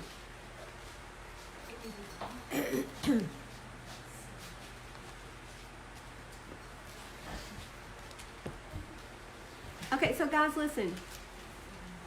We're going to read this because it's going to sound so much like something you're so familiar with. Need to start with 2. Yep, that's where we're going to start then. And I'll start with 1 because it is the word of Okay, Yah. 1. Hear the word which Yahuah speaks to you, O house of Israel. Thus said Yahuah, do not learn the way of the nations. Don't learn the way of the Gentiles. Those who are not under the covenant. Do not learn the ways of those who are not covenanted, right? Okay. And do not be awed by the signs of the heavens, for the nations are awed by them. For the laws of these people are worthless. They're worthless laws. For one cuts a tree from the forest, work for the hands of a craftsman with a cutting tool. They beautify it with silver and gold, and they strengthen it with nails and hammers, so that it does not topple. And they are like a rounded post, and they do not speak, and they have to be carried because they do not walk. Do not be afraid of them, for they do no evil, nor is it in them to do any good. There are none like you, O Yahuah. You are great, and great is your name in might. Listen, guys, the tree can't even walk by itself. Yet they were bowing down to these trees, to the Asherah poles. How many people plant a tree in their house at Christmas? Sign of a covenant. What is December 25th?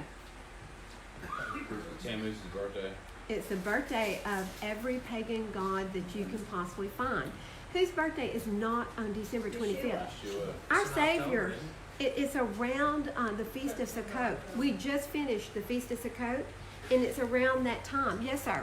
Somebody was talking to me about that. Jesus was born on December 25th. When you look at the names, who is Jesus and who is Yeshua, There you go. Oh, wow. Oh, it's a pretty yeah. interesting comparison. It's, Okay. Wow. It's an argument almost, like it could start one, but It could start an argument, and we're not trying to offend anyone who is watching our live stream. But guys, listen. Our Savior, you know him as Jesus. His name is Yeshua. Some call him Yahushua. He was not born when? December 25th. He was not born on December 25th. He was not. He was born before that, around the time of Hanukkah, during probably the Feast of Sukkot, because it was in a tent that he was born, a makeshift born. Yes, sir. Why do people think he was born on the 25th of December? That's Because- but- Constantine realized that Christianity was Thank catching you. on, so he changed his pagan holiday to the date that Jesus Christ was born. Oh, my. wants you to do that. Live streamers, did you hear? Robert, would you speak that again and speak it loud? The ruler Constantine changed the pagan holiday because he realized that Christianity was catching on, so he wanted to democratize his country. That's right. So Constantine started it. And listen, it wasn't even legal here in the United States until I think it was the mid or late 1800s. It was against the Charles- law. Charles Spurgeon. Charles Spurgeon spoke against it. Yep. He said it's evil. And listen to me, guys, it is evil. Look, and for Look it up. for everyone in here, you already know, but for live streamers, Sure. I'm going to recommend a YouTube video, and it is Truth or Tradition by Jim Staley. I highly recommend that. It is very easy to follow, and he spells out exactly what Christmas is. And why are we lying to our children?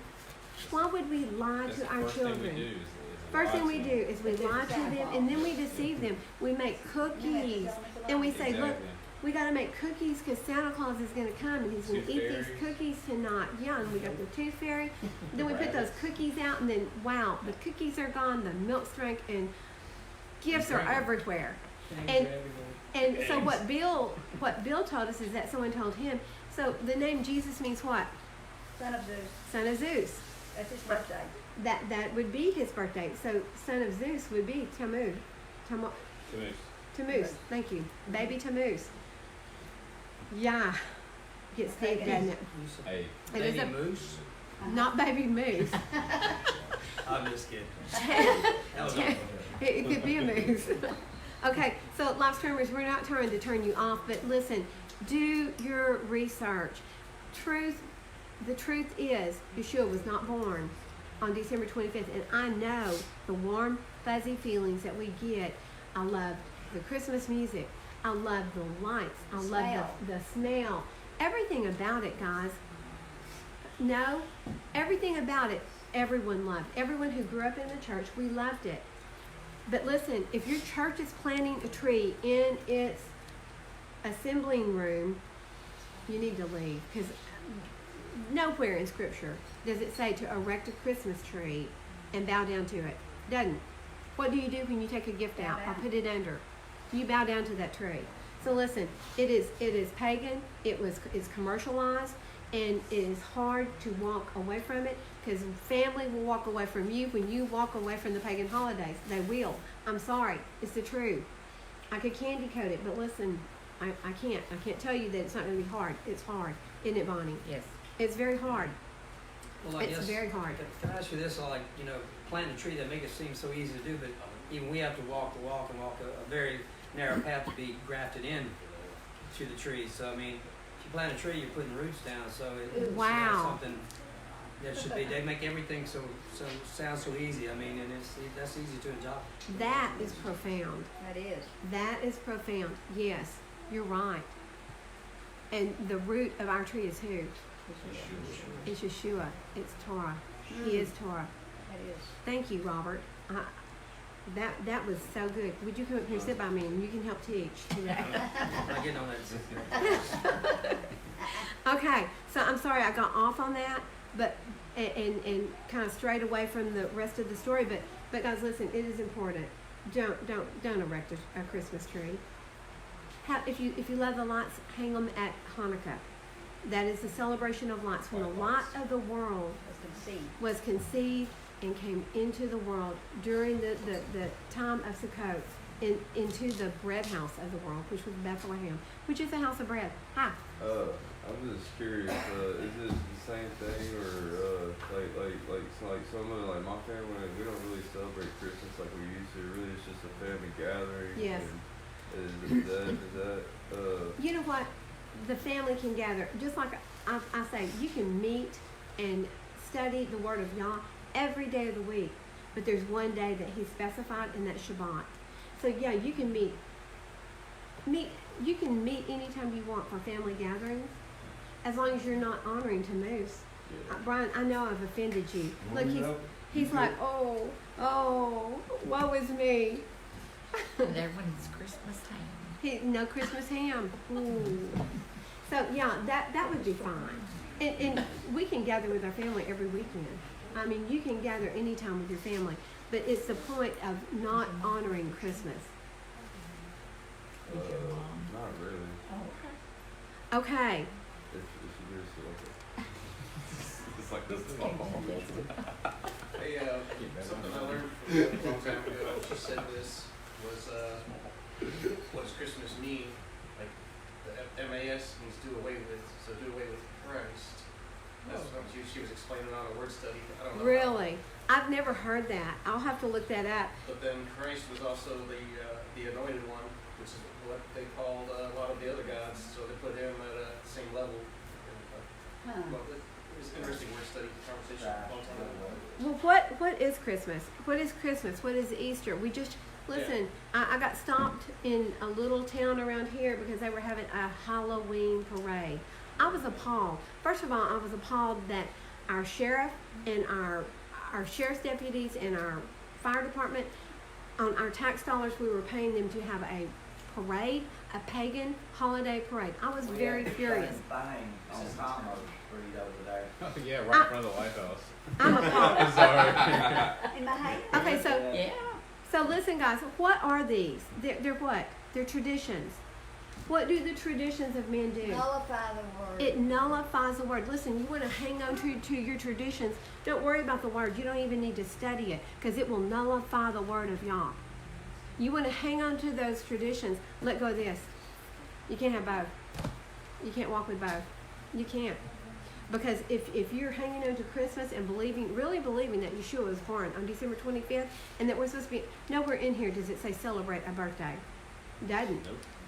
Nope. We shouldn't even we probably shouldn't even be celebrating our own birthday. Yep. And at this age, I don't care to anymore. So, yay. But okay, so I just went way off track. We're in chapter 22 of Genesis. Does it make much sense for, I mean, Are you going to make me mad again? No, this is, if we protect Israel, which I agree with, and we are about Yahweh, then wouldn't it make sense to have started with this book from Israel to begin with? I mean, why would it ever been led astray to begin with? Listen. I mean, it only makes sense, right? We have had the word. We've had the full word for the last 200 years. Listen, in Israel, they didn't even have that. They had to hunt for a scroll because most of the scrolls were burned after Yeshua. They burned them. Constantine, thank you, Constantine, he helped. And he outlawed meeting on Shabbat. He turned it into Sunday. Who has authority Sunday. to change Yah's word? Man. No. No one. I mean, not, but No I'm one talking man in this has. earth, Sean, man flat- does that. I'm not Flat gonna- Seth. I meant in this earth. They think they have the authority to change the word of Yah, but they do not.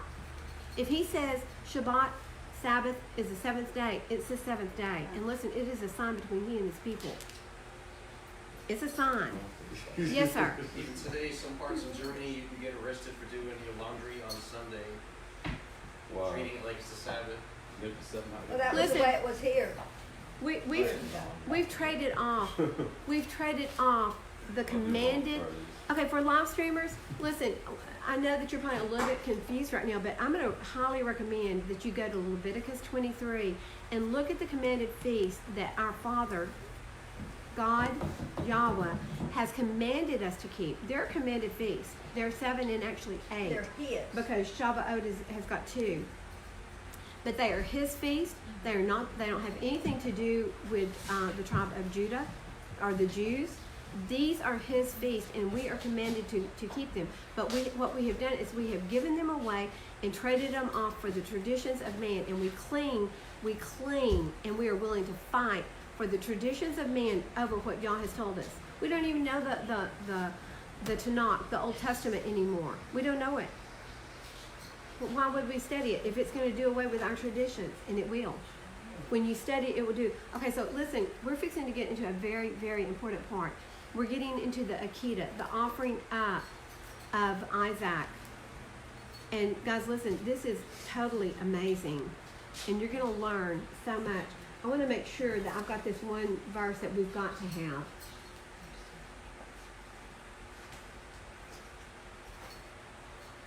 Yes, I do.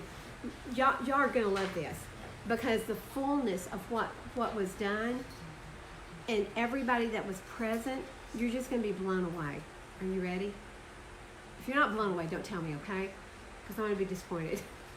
Okay. I'm blown. He's blown away, and we haven't even started. I'm happy.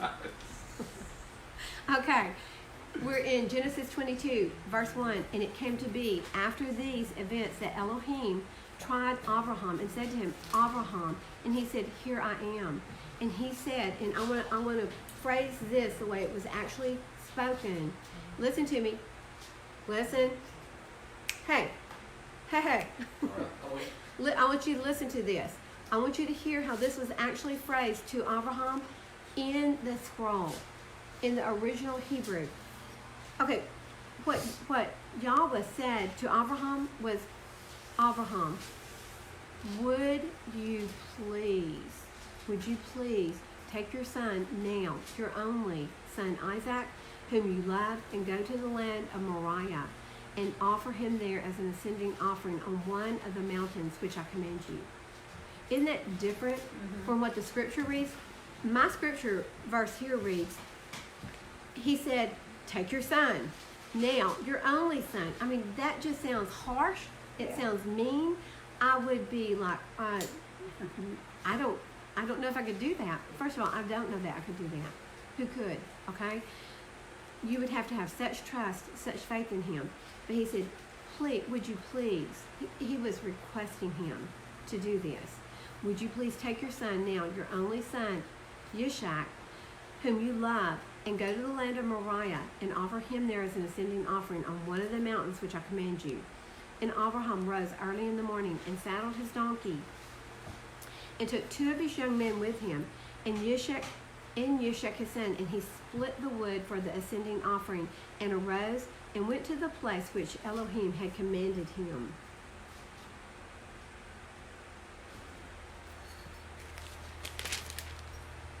I want to see exactly where I need to do this. Where Elohim had commanded him. Where was I, Bonnie? 4. Thank you. You're fired. I was probably good. And on the 3rd day, Abraham lifted his eyes and saw the place from a distance. On the 3rd day. Everything happens on the 3rd day, doesn't it? Yeshua rose on the 3rd day. Noah was spit out of the whale's mouth on the 3rd day. Noah. I always get that wrong. Who was Jonah? Thank you. I always call him Noah. They were both in the water, okay? Jonah was spit out of the whale's mouth. What else happened on the 3rd day?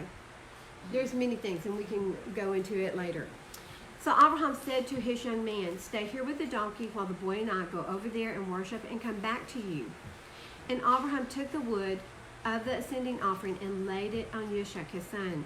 And he took the fire in his hand and a knife, and the 2 of them went together. And Yishak spoke to Abraham, his father, and said, my father. And he said, here I am, my son. And he said, see the fire and the wood, but where is the lamb for an ascending offering? And Abraham said, my son, Elohim does provide for himself the lamb for an ascending offering. And the 2 of them went together. And they came to the place which Elohim had commanded him. And Abraham built a slaughter place there, and placed the wood in order. And he bound Yishak his son, and laid him on the slaughter place upon the wood. And Abraham stretched out his hand, and took the knife to slay his son. But the messenger of Yahuah called to him from the heavens, and said, Abraham, Abraham. And he said, here I am. And he said, do not lay your hand on the boy, nor touch him, for now I know that you fear Elohim, seeing you have not withheld your son, your only son, from me. I'm going to go ahead and read through the rest of this, and then we're going to Yasher, and we're going to see the fullness of the story. And Abraham lifted his eyes and looked, and he saw behind him a ram caught in a bush by its horns. And Abraham went and took the ram and offered it up for an ascending offering instead of his son. And Abraham called the name of the place VaYera, as it is said to this day, on the mountain Yahuah provides. And the messenger of Yahuah called to Abraham a second time from the heavens and said, by myself I have sworn, declares Yahuah, because you have done this and have not withheld your son, your only son, that I will certainly bless you, and I shall certainly increase your seed as the stars of the heavens, and as the sand which is on the seashore, and let your seed possess the gate of their enemies. That's a threshold, guys. When you possess the gate of your enemy, you're possessing his threshold. And in your seed, all the nations of the earth shall be blessed because you have obeyed my voice. I'm going to stop right here, and then we're going to go over to Yasher.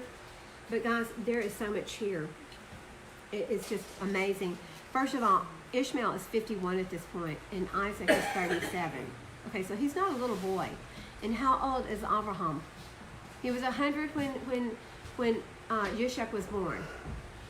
So how old is he now? 40 or 137. yeah. Because Yishak is 37. Yishak's a grown man. He didn't just. Yishak had to be part of this, or Abraham could not have bound him. Right. Okay. Right. Was he basically testing his resolve, his commitment to see if he would, with his son, to actually offer him up, and then in the end he said, okay, now that I see that you. It was a test, and he passed with flying colors, and we're going to see the fullness of it. Even Shaul speaks of this, and we're going to get into that because it's just amazing. First of all, we're going to read about the boast, and when I say the boast, I want you to understand. Every word that proceeds from your mouth is important. What does the word say? Your tongue is like a knife. In it are life and death. All right? Okay, listen to this story. We're in chapter 22 of Yasher, and we're going to start in verse 39. They also built a city there, and they called the name thereof Aram, and the name of their eldest brother. That is Aram Zobah to this day. Isaac, the son of Abraham, was growing up in those days, and Abraham, his father, taught him in the way of the Lord to know the Lord, and the Lord was with him. When Isaac was 37 years old, Ishmael, his brother, was going about with him in the tent. So at this point, Ishmael has moved back to where his father is. And you only see that in the book of Yasher. He has moved back with his whole family, and he is living there, right there with all of his brothers and sisters, and it's really pretty. We know that Abraham loved him, right? Okay, verse 32. And 42. We're 42. 32 from my eyes. No, I'm kidding. Verse 42. And Ishmael boasted of himself to Isaac, saying, I was 13 years old when the Lord spoke to my father to circumcise us. And I did according to the word of Yahuah when he spoke to my father, and I gave my soul to the Lord. And I did not go contrary to his word, which he commanded my father. And Isaac answered Ishmael, saying, why do you boast to me about this, about a little bit of your flesh, which you did take from your body, concerning which the Lord commanded you? He's like, that's just a little bitty piece of flesh. Why are you bragging about that? That's nothing. As the Lord lives, the God of my father Abraham, if the Lord should say to my father, take now your son Isaac and bring him up and offer him before me, I would not refrain, but I would joyfully accede to it.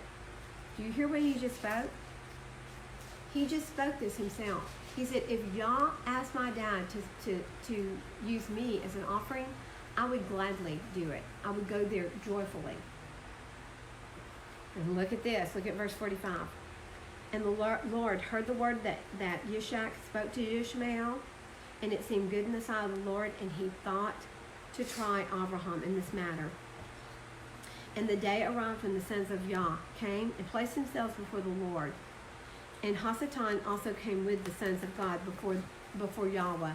And the Lord said to Satan, where do you come from? Wherefore do you come? And Satan answered the Lord and said, from going to and from in the earth, and from walking up and down in it.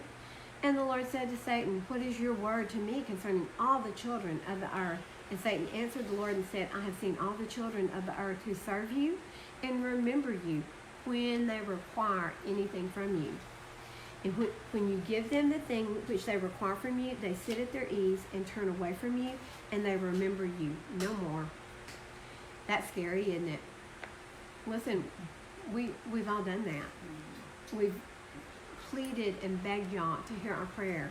He answers it, and we go away like totally forgetting what we had asked for, and that he answered that prayer. In verse 50, he said, have you seen the son of Terah, Abraham, who at first had no children, and he served you? And this is Satan talking. He served you and erected altars to you wherever he came, and he brought up offerings on them, and he proclaimed your name continually to all the children of the earth. And now that his son Isaac is born to him, he has forsaken you, and he has made a great feast for all the inhabitants of the land. And the Lord, he has forgotten you. For amidst all that he has done, he brought you no offering, neither burnt offering nor peace offering, neither ox, lamb, or goat, of all that he killed on the day that his son was weaned. Even from the time of his son's birth until now, being 37 years, he built no altar before you, nor brought any offering to you. And for he saw that you did give what he requested before you, and he therefore turned away from you. And the Lord said to Satan, have you thus considered my servant Abraham? For there is none like him on earth, a perfect and upright man before me, one that fears Yah and avoids evil. As I live, were I to say to him, bring up Isaac, your son, before me, he would not withhold him from me. Much more if I told him to bring up a burnt offering before me from his flocks or his herds. And Satan answered the Lord and said, speak then now to Abraham as you have said, and you will see whether he will not this day go contrary to and cast aside your words. So Hasatan's saying, okay, you're on. Do it. Speak these words to him, and let's just see if he's going to bring his only son, his only begotten son. So we're in chapter 23. And guys, I do want to say, in Moriah is the area there in Jerusalem. There's 3 mountains. There is Mount Moriah, there's Mount Orpha, there's the Temple Mount of Olives. There's 3. There's Mount of Olives, or the Mount of Orpha, and the Temple Mount. So there's only 3. So it was probably the Mount of Olives where this sacrifice was being made. Exactly where Yeshua was being offered up. Okay? Is that not crazy? Mm-hmm. Okay? At that time, the word of the Lord came to Abraham and said to him, and the word here, it's the word of the Lord. Who's the word of the Lord? It's the memory. It's the breathed out word. It's Yeshua. So the word of Elohim came to Abraham and said to him, Abraham. And Abraham said, here I am. And he said to him, take now your son, your only son whom you love, even Isaac, and go to the land of Moriah and offer him therefore a burnt offering on one of the mountains which shall be shown to you. For there you shall see a cloud and the glory of Yah. Well, you know, he specifies Yishak here, but you're going to see. This is no, I'm not going to tell you the secret yet. And Abraham said within himself, how shall I separate my son Isaac from Sarah his mother, in order to bring him up for a burnt offering before the Lord? And Abraham came into the tent, and he sat before Sarah his wife, and he spoke these words to her. My son Isaac is grown up, and he has not for some time studied the service of his father, Yahuah. Tomorrow I will go and bring him to Shem, and Eber his son, and there he will learn the ways of Yahuah, for they will teach him to know the Lord, as well as to know that when he prays continually before the Lord, he will answer him, and there he will know the way of serving the Elohim, his father. So he's wanting to take, he's basically telling Sarah that he's going to take his son just like he himself learned. How did he learn? At the knee of Shem, right? Mm-hmm. For 39 years, Abraham learned at the knee of Shem, and he's telling Sarah, I'm going to take Isaac, and he's going to learn just like I did. And Sarah said, you have spoken well. Go, my Lord, and do to him as you have said, but remove him not at a great distance from me, neither let him remain there too long, for my soul is bound within his soul. They've never been apart before, guys. That's a long time, right? 37 years. Talk about a helicopter mom. In verse 7, and Abraham said to Sarah, my daughter, let us pray to the Lord our Father, that he may do good with us. And Sarah took her son Isaac, and he abode all that night with her, and she kissed and embraced him, and gave him instructions till morning. And she said to him, O son, how can my soul separate itself from you? And she still kissed him and embraced him, and she gave Abraham instructions concerning him. And Sarah said to Abraham, Oh, my husband, I pray you take care of your son and watch over him, for I have no other son or daughter but him. Turn not away from him. If he is hungry, give him bread. If he is thirsty, Give him water to drink. Do not let him go on foot, neither let him sit in the sun. She's talking like he's still a 5-year-old, isn't she? It's kind of funny. Neither let him go by himself in the road, neither force him from whatever he may desire, but do to him as he may say to you. And Sarah wept bitterly the whole night on account of Isaac. And she gave him instructions till morning. And in the morning Sarah selected a very fine and beautiful garment from those garments which she had in the house that Abimelech had given to her. And she dressed Isaac, her son, with them, and she put a turban on his head. Turban is like a sign of authority, isn't it? Leadership, authority. And she enclosed a precious stone in the top of the turban and gave them provision for the road.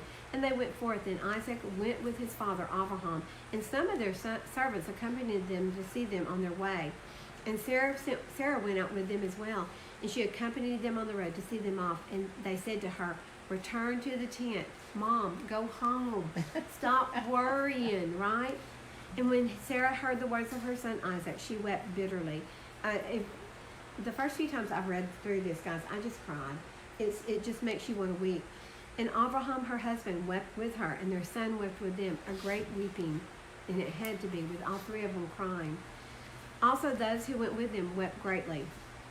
And Sarah caught hold of her son Isaac, and she held him in her arms, and she embraced him and continued to weep with him. And Sarah said, who knows if after this day I shall ever see you again.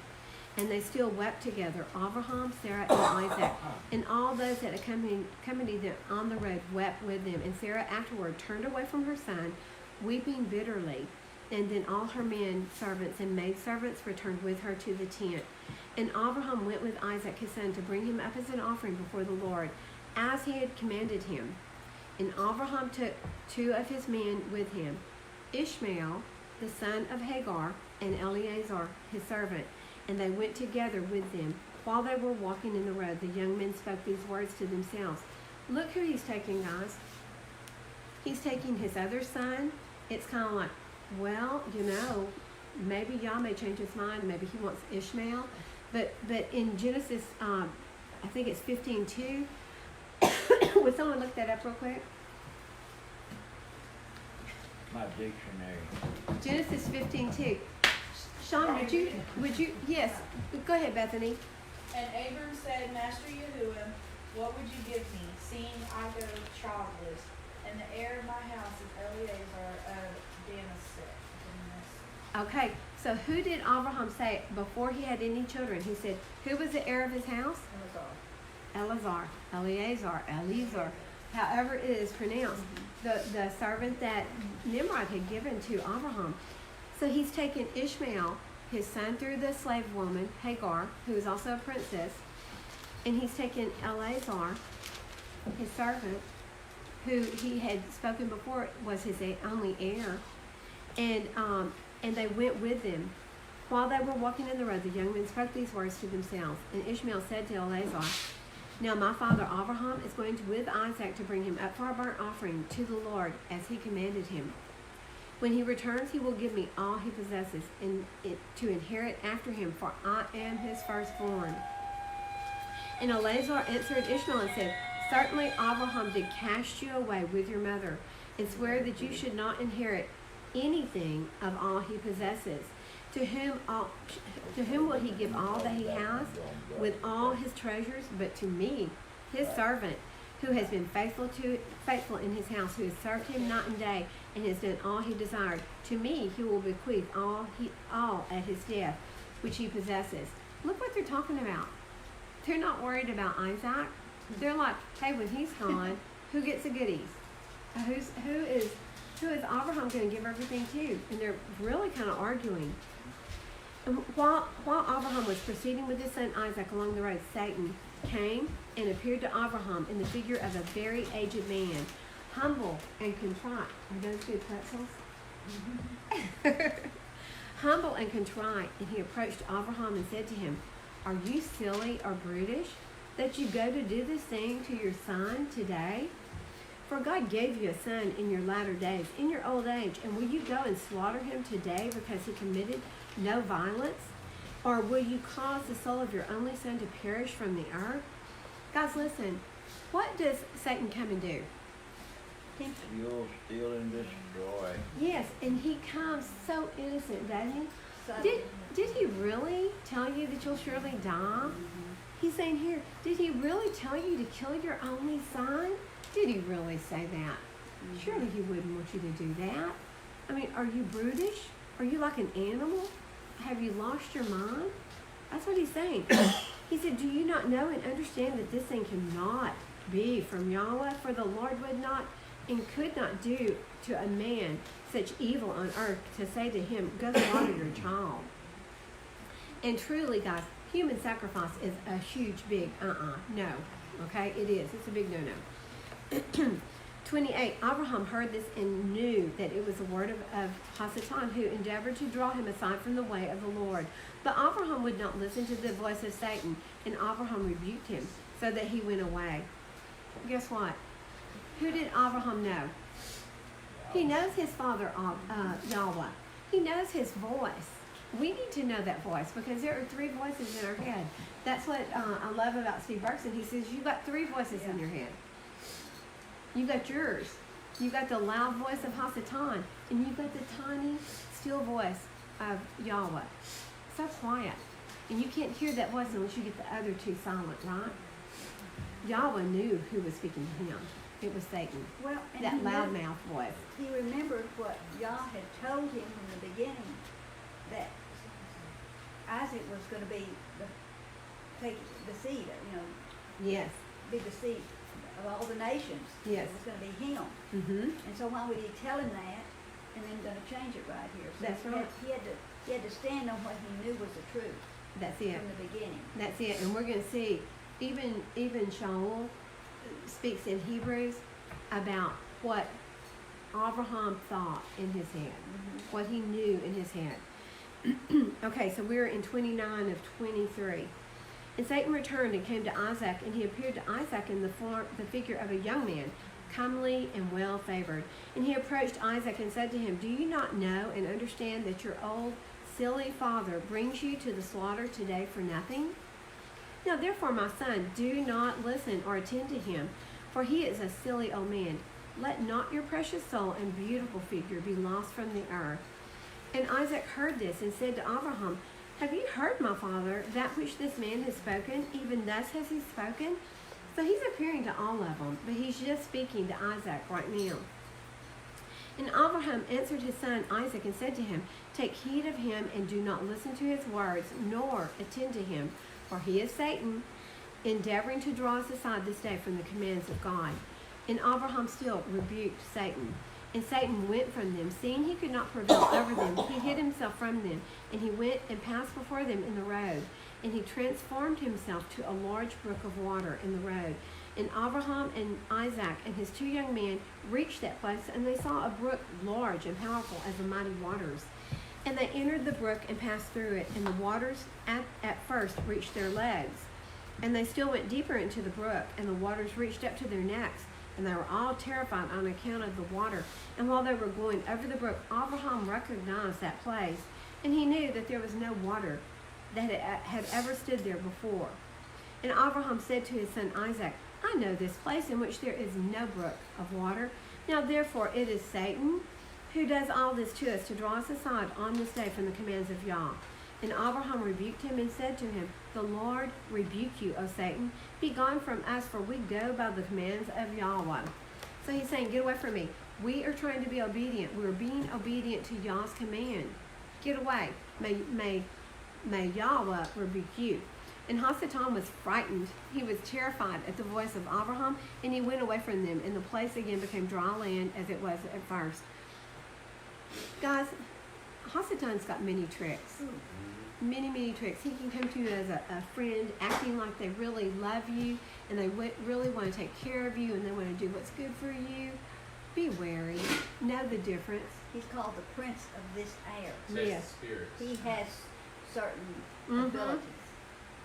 You know, that's one of the first times you Yes, hear that Seth. he's terrified by the voice, that you hear that he's actually scared That's right. in words, Well, and we see in the book of Adam and Eve, he runs away. He does things, and then he runs away and hides. He was really terrified of Yahuah. That's Okay. a trickster. He was a trickster. Okay, so Satan was terrified. He was terrified of the voice of Abraham. In verse 40, Abraham went with Isaac toward the place that God had told him.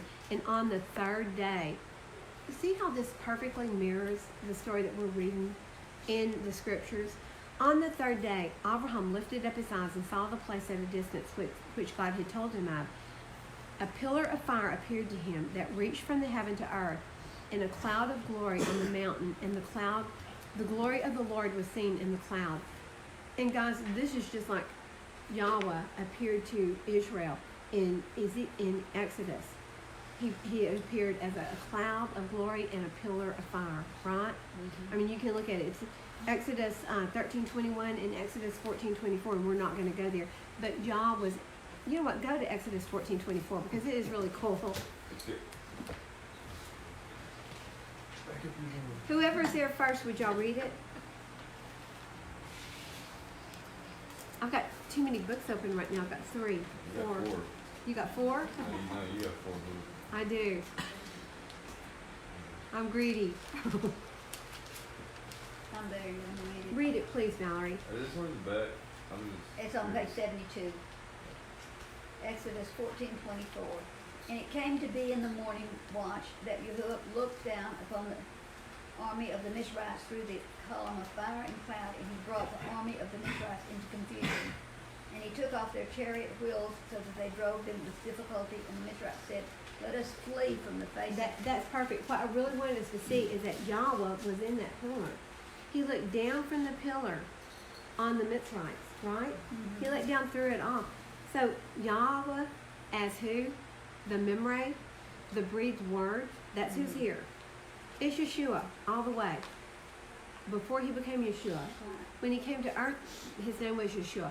All the way through the word, he's what? Salvation. He's the messenger of Yah. He's the breath of Yah. He's the word of Yah. He's the Redeemer. He's everything. It's just amazing. Okay. And Abraham said to Isaac, "My son, do you see in that mountain which we perceive at a distance that which I see on it?"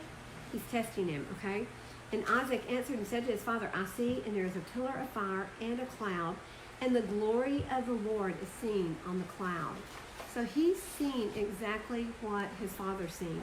And Abraham knew that his son Isaac was accepted before the Lord for a burnt offering. And Abraham said to Eleazar and to Ishmael his son, "Do you see that which we see on the mountain, which is at a distance?" Do you see what he's doing, guys? He's still checking. He's like, do y'all see this too? He's checking his firstborn son, Ishmael, born through Hagar. He's asking him, do you see what I'm seeing? And he asked Eleazar, who he said was his only heir at one time. And really, Eleazar still thinks, hey, I'm going to be his heir. I'm going to get it. He's going to take care of me because he cast you away. So he asked them, do y'all see what I'm seeing on that mountain? And they both answered and said, we see nothing more than like the other mountains on the earth. And Abraham knew that they were not accepted before the Lord to go with them. And Abraham said to them, stay here with the donkey, which okay, it says the other word, which I and Isaac my son will go to yonder mount and worship there before the Lord, and then return to you. And Eleazar and Ishmael remained in that place as Abraham had commanded. And I'm curious, in the Sefer, does it say we will return to you, or does it say and will return to you? And it's going to be probably 48 or 49 in the Sefer. And then return to you. And then return to you. Okay. I didn't know if it specified we or if it said then we're going to return to you. So, or then we'll it doesn't say we. He left that part 47. out. 47. Good boy. Well, Read it. You have me confused. I know. You want me to read it? Yeah. Okay.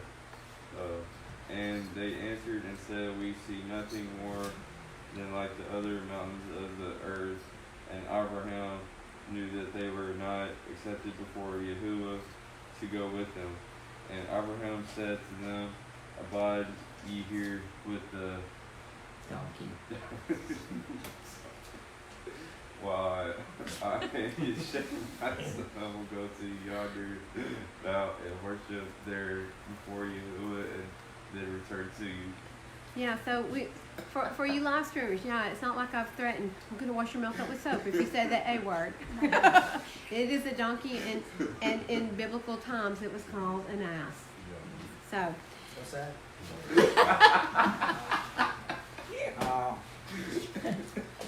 oy vey. We raise them up. We try to teach them. Oh, and you made me lose my place. See what you've done? I'm going to blame everyone else. Okay, so here we go. We're going forward from that. Eleazar and Ishmael remained in that place as Abraham had commanded, and Abraham took wood for a burnt offering and placed it on his son, and he took the fire and the knife, and they both went to that place. Guys, this is a perfect picture. In fact, in Judaism, when they read this, they say it's like a man carrying his cross, bearing his cross. It's a perfect picture of Yeshua as he carried the stake of crucifixion. That's what Isaac was doing. He was carrying the wood that he would be burned on. Isn't that beautiful? Close to the same age as Yeshua. He was very close to the same age as Yeshua. 33, 37. Yeah. I mean, could have been 37. Something. And when they were on the way, Isaac said to his father, "Behold, I see the fire, and I see the wood, and where then is the lamb that's to be the burnt offering before Yahuah?"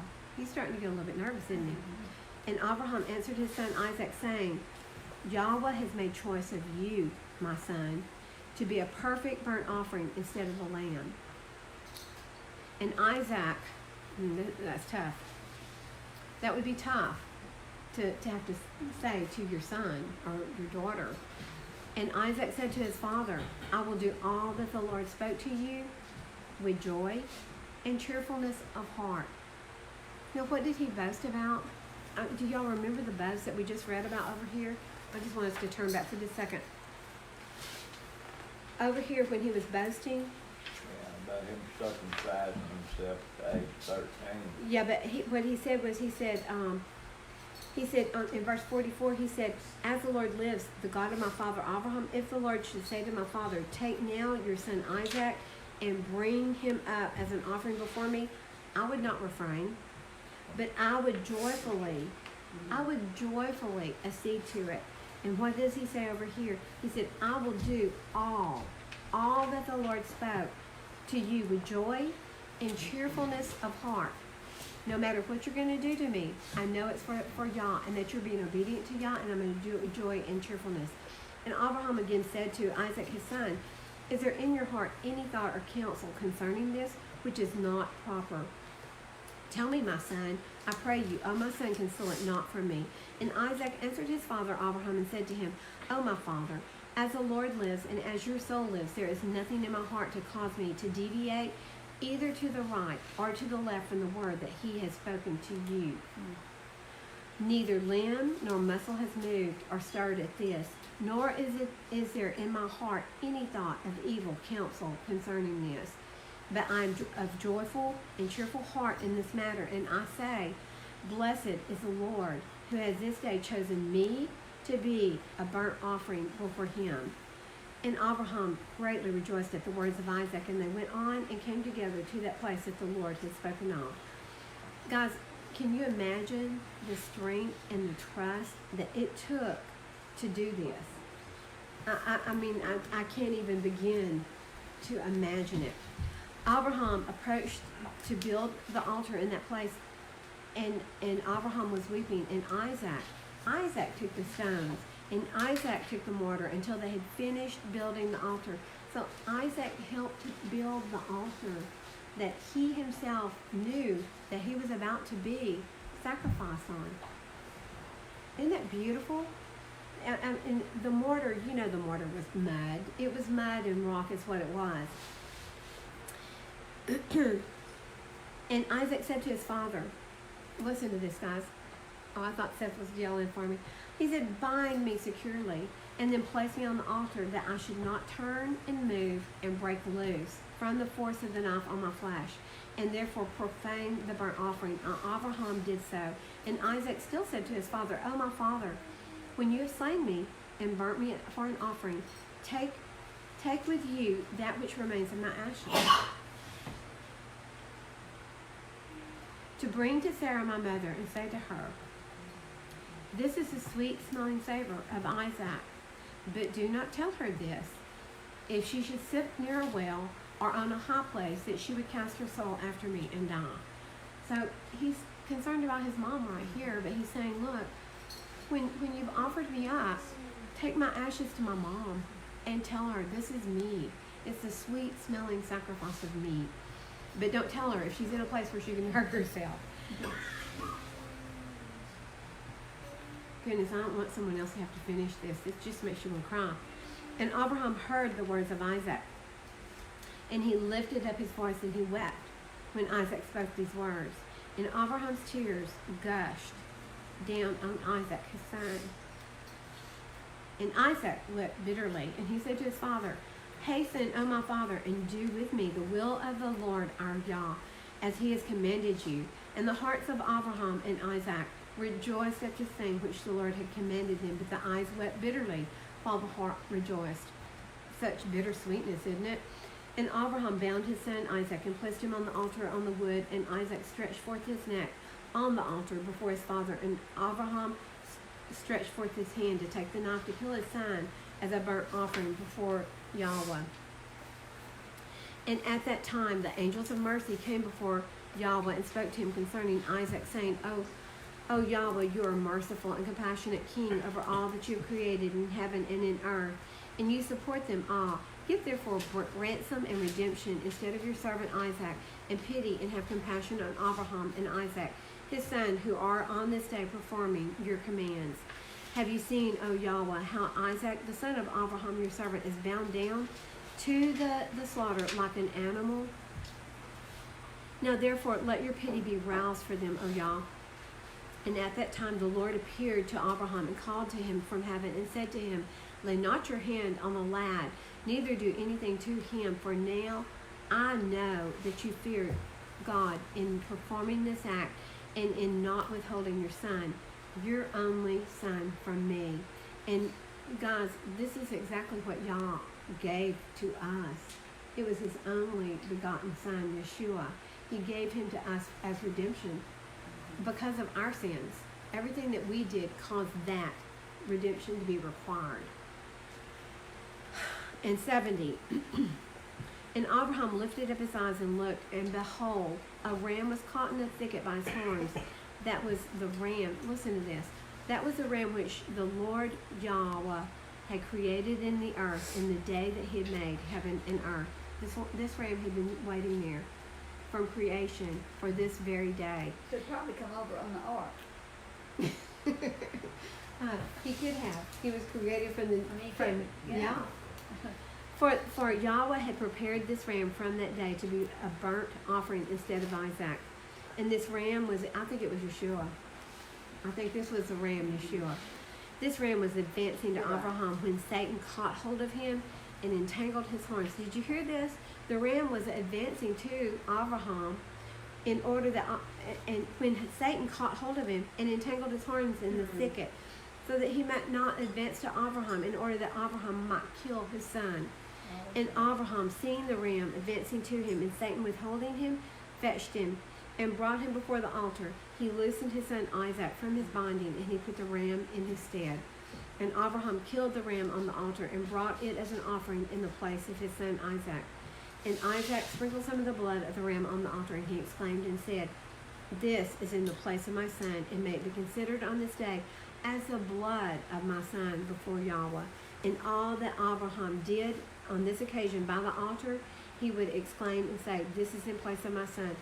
Everything after he found the ram, he said, this I'm doing in place of my son. The slaughtering of the ram, the burning of the ram, everything he did, the sprinkling of the blood, everything was in place of his son. And may it this day be considered before Yahweh in the place of my son. And Abraham finished the whole service by the altar, and the service was accepted for Yahweh and was accounted as if it had been Isaac. And the Lord blessed Abraham and his descendants on that day. Isn't that beautiful? So guys, listen, I want us to look right now at Hebrews 11, and it's 17. Huh. Oh, we should sing that song. Hebrews 11:17. And is this Shaul? Is it Luke? I don't know.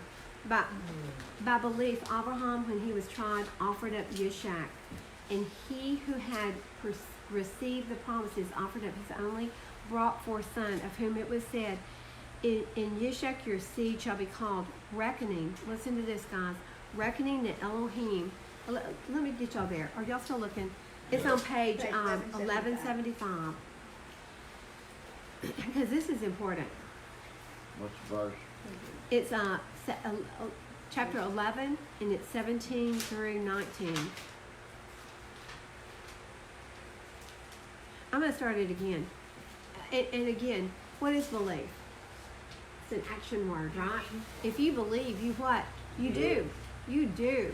If you believe, you obey. If you believe, you do what Yahuah says you're going to do. That's what did Yeshua say? If you love me, keep my commands. Who gave the commands on Mount Sinai? Yeshua. Okay.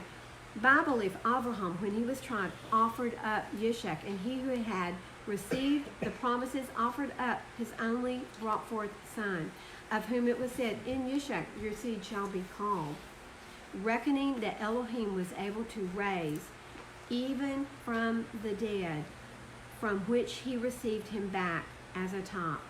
By belief, Yishak blessed Yaakov and Esau. Guys, listen. He knew he would be raised from the dead. I believe he saw a picture of Yeshua, who on the third day was raised from the dead. And this was a picture of everything that he saw. You know, even Yeshua said, Abraham saw his face. Vicky, what's so important in one of the things is that Abraham never wavered because he knew what in the beginning Yah had told him. Yes. And that's what we have to know. We've got to, what he Yes. says here, we've got to believe it. And when Hasatan comes at us with things, if we know what it says here, then we're going to stand. If we don't, we're not going to be able to. If you're exactly right, everything that you said. And so to know this and to know him, you have to do what? You have to be in his word. What did Yeshua say? Stay in my word and I'll stay in you. Stay in me and I'll stay in you. Stay in his word. Stay in his Torah and he will stay in you. And it's from Genesis to Revelation. It it's is. The whole thing. It's the whole thing. It's the whole kit and It's caboodle. not a smorgasbord. It's not pick and choose. No, and guys, listen, that's where we come back to the point of, it's all the context of Scripture. You can't pick one verse out and go preach a sermon on that. No. It's the whole Scripture together, even with the extended books that are not included in the canon, the Apocrypha, which was removed from the canon, the extra books, even Enoch. All of these books are for building us up, for teaching us who he is, to show us what his promise It was is. saved just for the last days. Like It was his name. saved.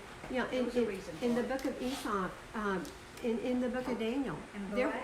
and in Barak, these things were saved for the end time, the terminal generation. Right. That's us. Mm-hmm. You're them. Scary, isn't it? Terminal sounds The terminal. bad. I'm sorry, I won't use that again. Okay, let's finish up 22, and then we're going to go to 2 Kings. Does anybody have any questions right now, or anything they want to add? Bill? The other Bill?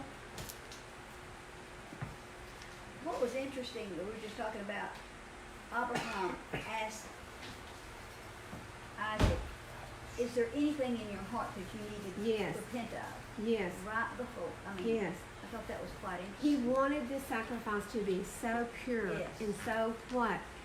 Holy. Holy. Set apart. Holy and righteous. And that should be us. We Yes. want to get to that point, Guys, we got to clean this out. the heart. We got to clean this out. Our memories and our unforgiveness that we cling to here. Do you have anything in you that you need to get out? Yes, sir. Forgiveness is a teaching Steve Person has. It's really good. Yes. Who does, Steve Berkson? Steve Yeah. Berkson. Who, we might, Mhm. Simply called forgiveness. okay. Guys, we need to be those who forgive and are unoffended. Mhm. Because if you've got offense in you, if you've got unforgiveness in you, very hard to walk forward. It is. Very, very It's hard to almost walk. impossible because it's a block. It is like a big block wall that is keeping you from him. Oh, really? Huh? He was talking about Steve Berkson. He said there's not a lot of scriptures. You've listened to it? You've listened to it? He's a good teacher. He don't go to many verses. He Yeah. does a lot of talking in that one. This is just a question. One of the greatest leaders that Israel had that was assassinated wasn't it Itzhak Rabin? Uh-huh. So he's from the family of what we're reading about. Mm-hmm. Just wanna- He's probably from the tribe of Judah. I'm not sure. I would have to look it up. But his guys, name look, is spelled like Yishak. yeah. There's all of their names are Yeah, spelled they would after. have to, There's yeah. Levi, Yishak. But guys, listen. They have added to Torah, and that it is called Talmud. So they've added to Torah, and it's thick. It's so thick that you can never keep it. And that's what Yeshua came to do away with. That's what Shaul is talking about Yes. throughout the New Testament in his writings. About the law. About the law that was done away with. That is the law, the Talmud, the Pharisaical laws where they added law upon law upon law. And we even saw that the not eating meat and cheese, that's one of those laws. So You- it's very simple to begin with. It's like the Constitution. You got the Constitution, and you got it's been amended and watered down and watered down. Yes. It means, you know, Exactly. Yes. right. Yeah, you can't even keep the laws that are on the books now because they've been so added to and changed and amended. Mhm. So the same thing. So the people that are in Jerusalem today, I don't know how many of them are walking Torah.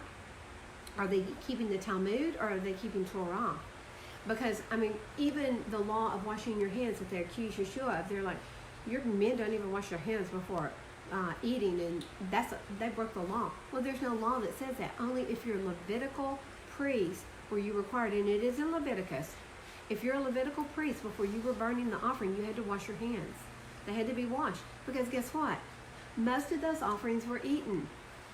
It almost sounds like in Sodom and Gomorrah where they were, when he said he hit him in the head with a rock, he said, okay, this is your law. So they're making up their own, they're so liberal that they're They added. complaining about their own misery and their own lies and deceit. Yes. And forcing it on someone else. Listen, guys, the Israel that is Yahweh's children, it's a spiritual Israel. It's a spiritual Israel. Exactly. And everyone following his commandments and chasing after him and being obedient to it and believe that his son, Yeshua, came, died, rose for our sins. You're saved. The physical You're Israel. The physical nation of Israel was set up to show that that's his special people. Yes. That's the physical. Well, the spiritual, what you're saying, the spiritual is, I mean, it's the same thing. Yes. It's the house of Israel is the spiritual that we have a choice to come in and be grafted in. We want to be grafted into the But you have spiritual to- Israel. You have to look at Mm-hmm. the nation of Israel. He says those things written aforetime were written for our learning, our understanding. Yes. To look at it and see how he dealt with them. Yes.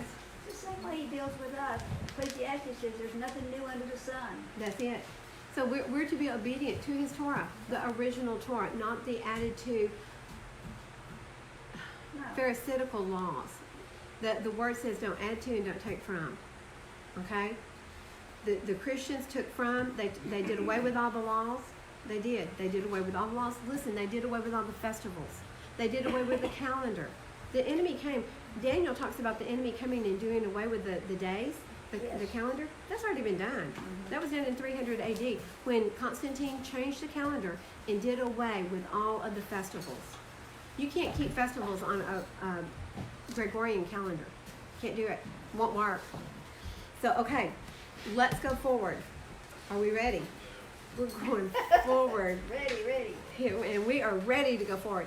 Okay, we're finishing up 22 and we are in verse 19.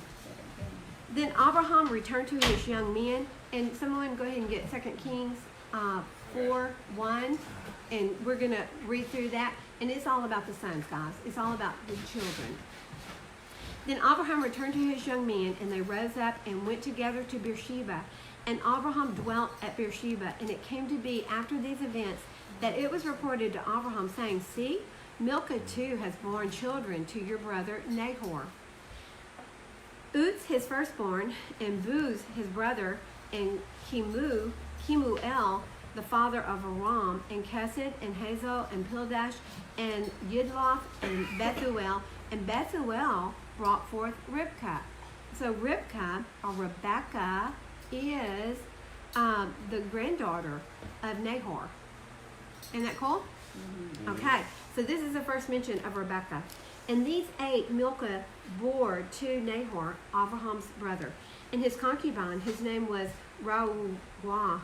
I usually hand all these over to Bethany. Yahuah also bore Tehah and Gaham and Tahash and Maacah. And his and that's it. The end of chapter 22. And guys, listen. When we go into chapter 23, you're going to see, it's so deep. There's just so much in there. You're going to see the death of Sarah, okay? And it's going to be sad. Bring your tissues. No, I'm kidding. We're going to see it. You're going to hear it. You're going to visually see it. We're doing a movie on it. It's a Jedi mind trick. Okay. I got some wise crackers in here. These wise guys. Okay. So we are in 2 Kings chapter 4 and verse 1 through 37. And a certain woman of the wives of the sons of prophets cried out to Elisha, saying, Your servant, my husband, is dead.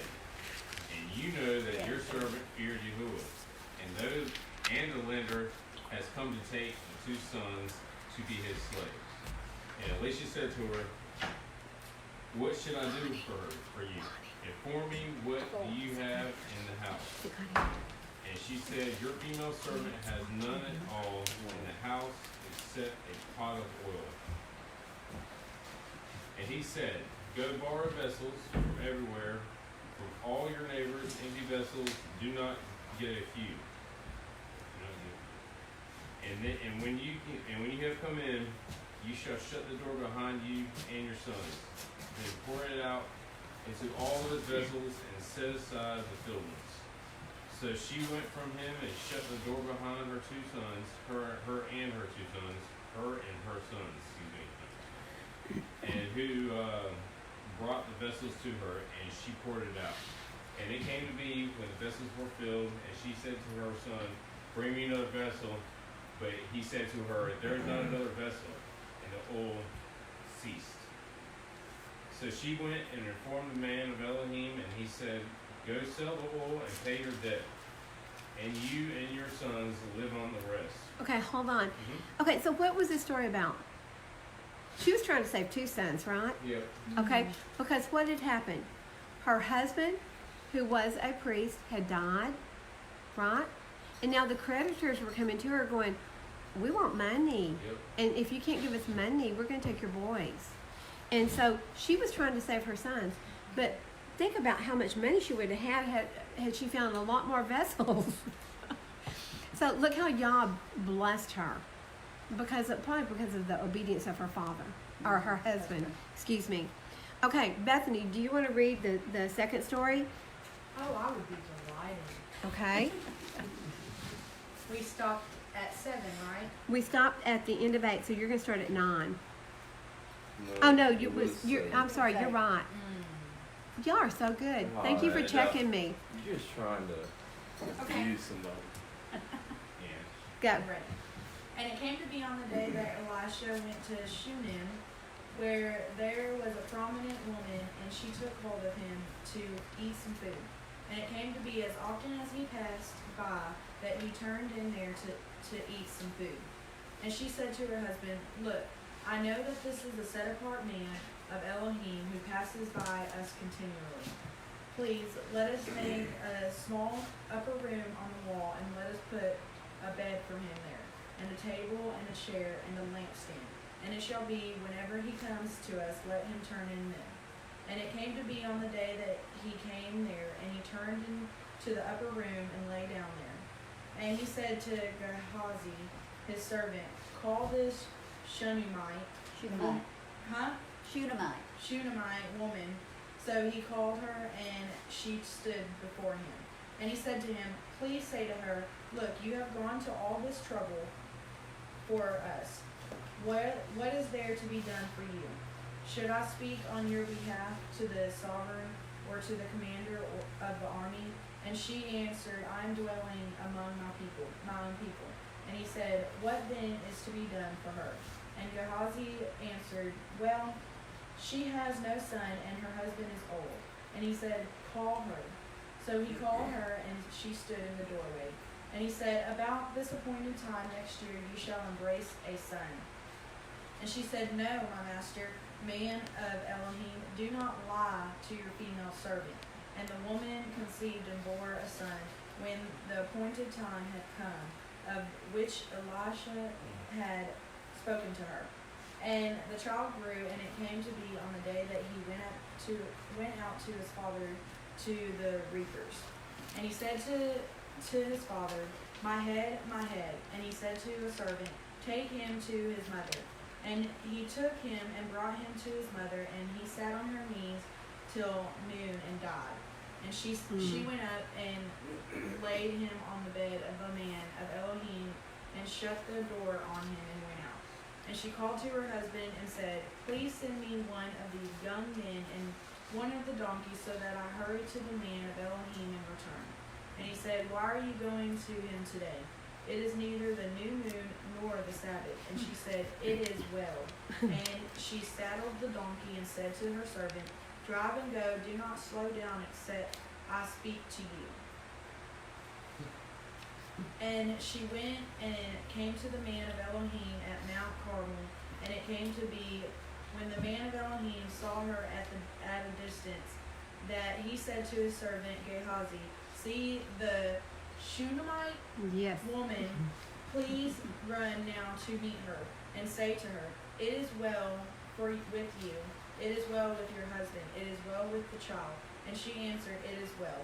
And she came to the man of Elohim at the hill, and she took hold of him by the feet, but Gehazi came near to push her away. But the man of Elohim said, leave her alone, for her being is better than in her, and Yahuah has hidden it from me, and has not revealed it to me. And she said, did I ask a son of my master? Did I not say, do not deceive me? And he said to Gehazi, gird up your loins and take my staff in your hand and go. When you meet anyone, do not greet him, and when anyone greets you, do not answer him. And you shall lay my staff on the face of the child. And the mother of the child said, as Yahuah lives, and as your being lives, I do not leave you. And he rose and followed her. And Gehazi went on ahead of them, and laid the staff on the face of the child. But there was no voice, and there was no hearing. So he went back to meet him, and reported to him, saying, the child has not awakened. And Elisha came into the house, and saw the child was dead, lying on his bed. And he went in and shut the door behind the two of them, and prayed to Yahuah. And he went up and lay on the child, and put his mouth on his mouth, and his eyes on his eyes, and his hands on his hands, and stretched himself out on the child, and the flesh of the child became warm. And he returned and walked back and forth in the house, then went up and stretched himself out on him. And the child sneezed 7 times, and the child opened his eyes. And he called Gehazi and said, call this Shunammite. So he called her, and she came in to him, and he said, pick up your son. Then she went in and fell on his feet, and bowed herself to the ground, and picked up her son and went out. So we've got. I was about to cry. I'm sorry. Like, I was over here like, I don't even know if I can pull myself together. This boy died. Like, what? It brings back emotions over your children, doesn't it? That's why I didn't let Seth read that one. Okay, so So, I mean, because it gets more emotional when you've got a boy that you love with all your heart, right? Yep. So, guys, look what this mom was willing to do. First of all, did she ask for a son? Did the Shunammite woman ask for a son? No. Out of the goodness of her heart, and because she was honoring this man of Yah, she built him a little place on top of their house so that he could come and visit and spend time with them. And she cooked for him and took care of him. And he was so overjoyed that he was like, there's got to be something I can do for her. Well, she's living safely among her people. She doesn't need any help. But Gehazi is the one that said, but she doesn't have a child, right? And so Elisha goes ahead and he gives her a child. Look what she was willing to do. She would not leave. She would not leave Elisha's side until he came personally to the, sorry for telling me to turn it back away. Turn it away. Hey, Grant. How you doing? Grant's watching. She would not leave his side until he came back and that baby was alive and well. She wouldn't even speak it. Do you see? She wouldn't even speak it, did she? Her husband said, why are you going to see the priest today? She's like, all's well. She's on her way. She's not even going to speak his death. So guys, listen, moms and their children, and we're going to see the love of Sarah next week and how what Hasatan did with her totally affected everything. So for our live streamers next week, we will be in Hayah Sarah, will be the Torah portion. It's a life of Sarah, and we will be reading Genesis 23, 1 through 25, 18. So Genesis 23, 1 through Genesis 25, 18. And then the half Torah portion will be 1 Kings 1, 1 through 31. So it's going to be a good study, a fun study. And this is the end of our Torah portion for today. And guys, listen, we will be studying this afternoon at, I'm not even sure what time it is right now, but we will be studying shortly in about 30 to 40 minutes. We will be studying the first book of Adam and Eve, the end of it. It's going to be we're finishing up Adam and Eve today. Yes, Robert? I need a couple more books. You need more books? I need more books. Okay. I can get them for you, okay? So, guys, listen, we've had fun with y'all today, and we want to thank our live streamers for coming in and joining us here. And you're welcome to join us anytime in the physical. I know that a lot of you live far, far away, but you're welcome to come here in Fairfield and join us up here in the upper room. And we hope to be moving soon to a lower room on a ground level. So, be blessed. Shabbat Shalom. Everybody say Shabbat Shalom. Shabbat Shalom. Shalom. Aleichem. And we'll see you later, Gators.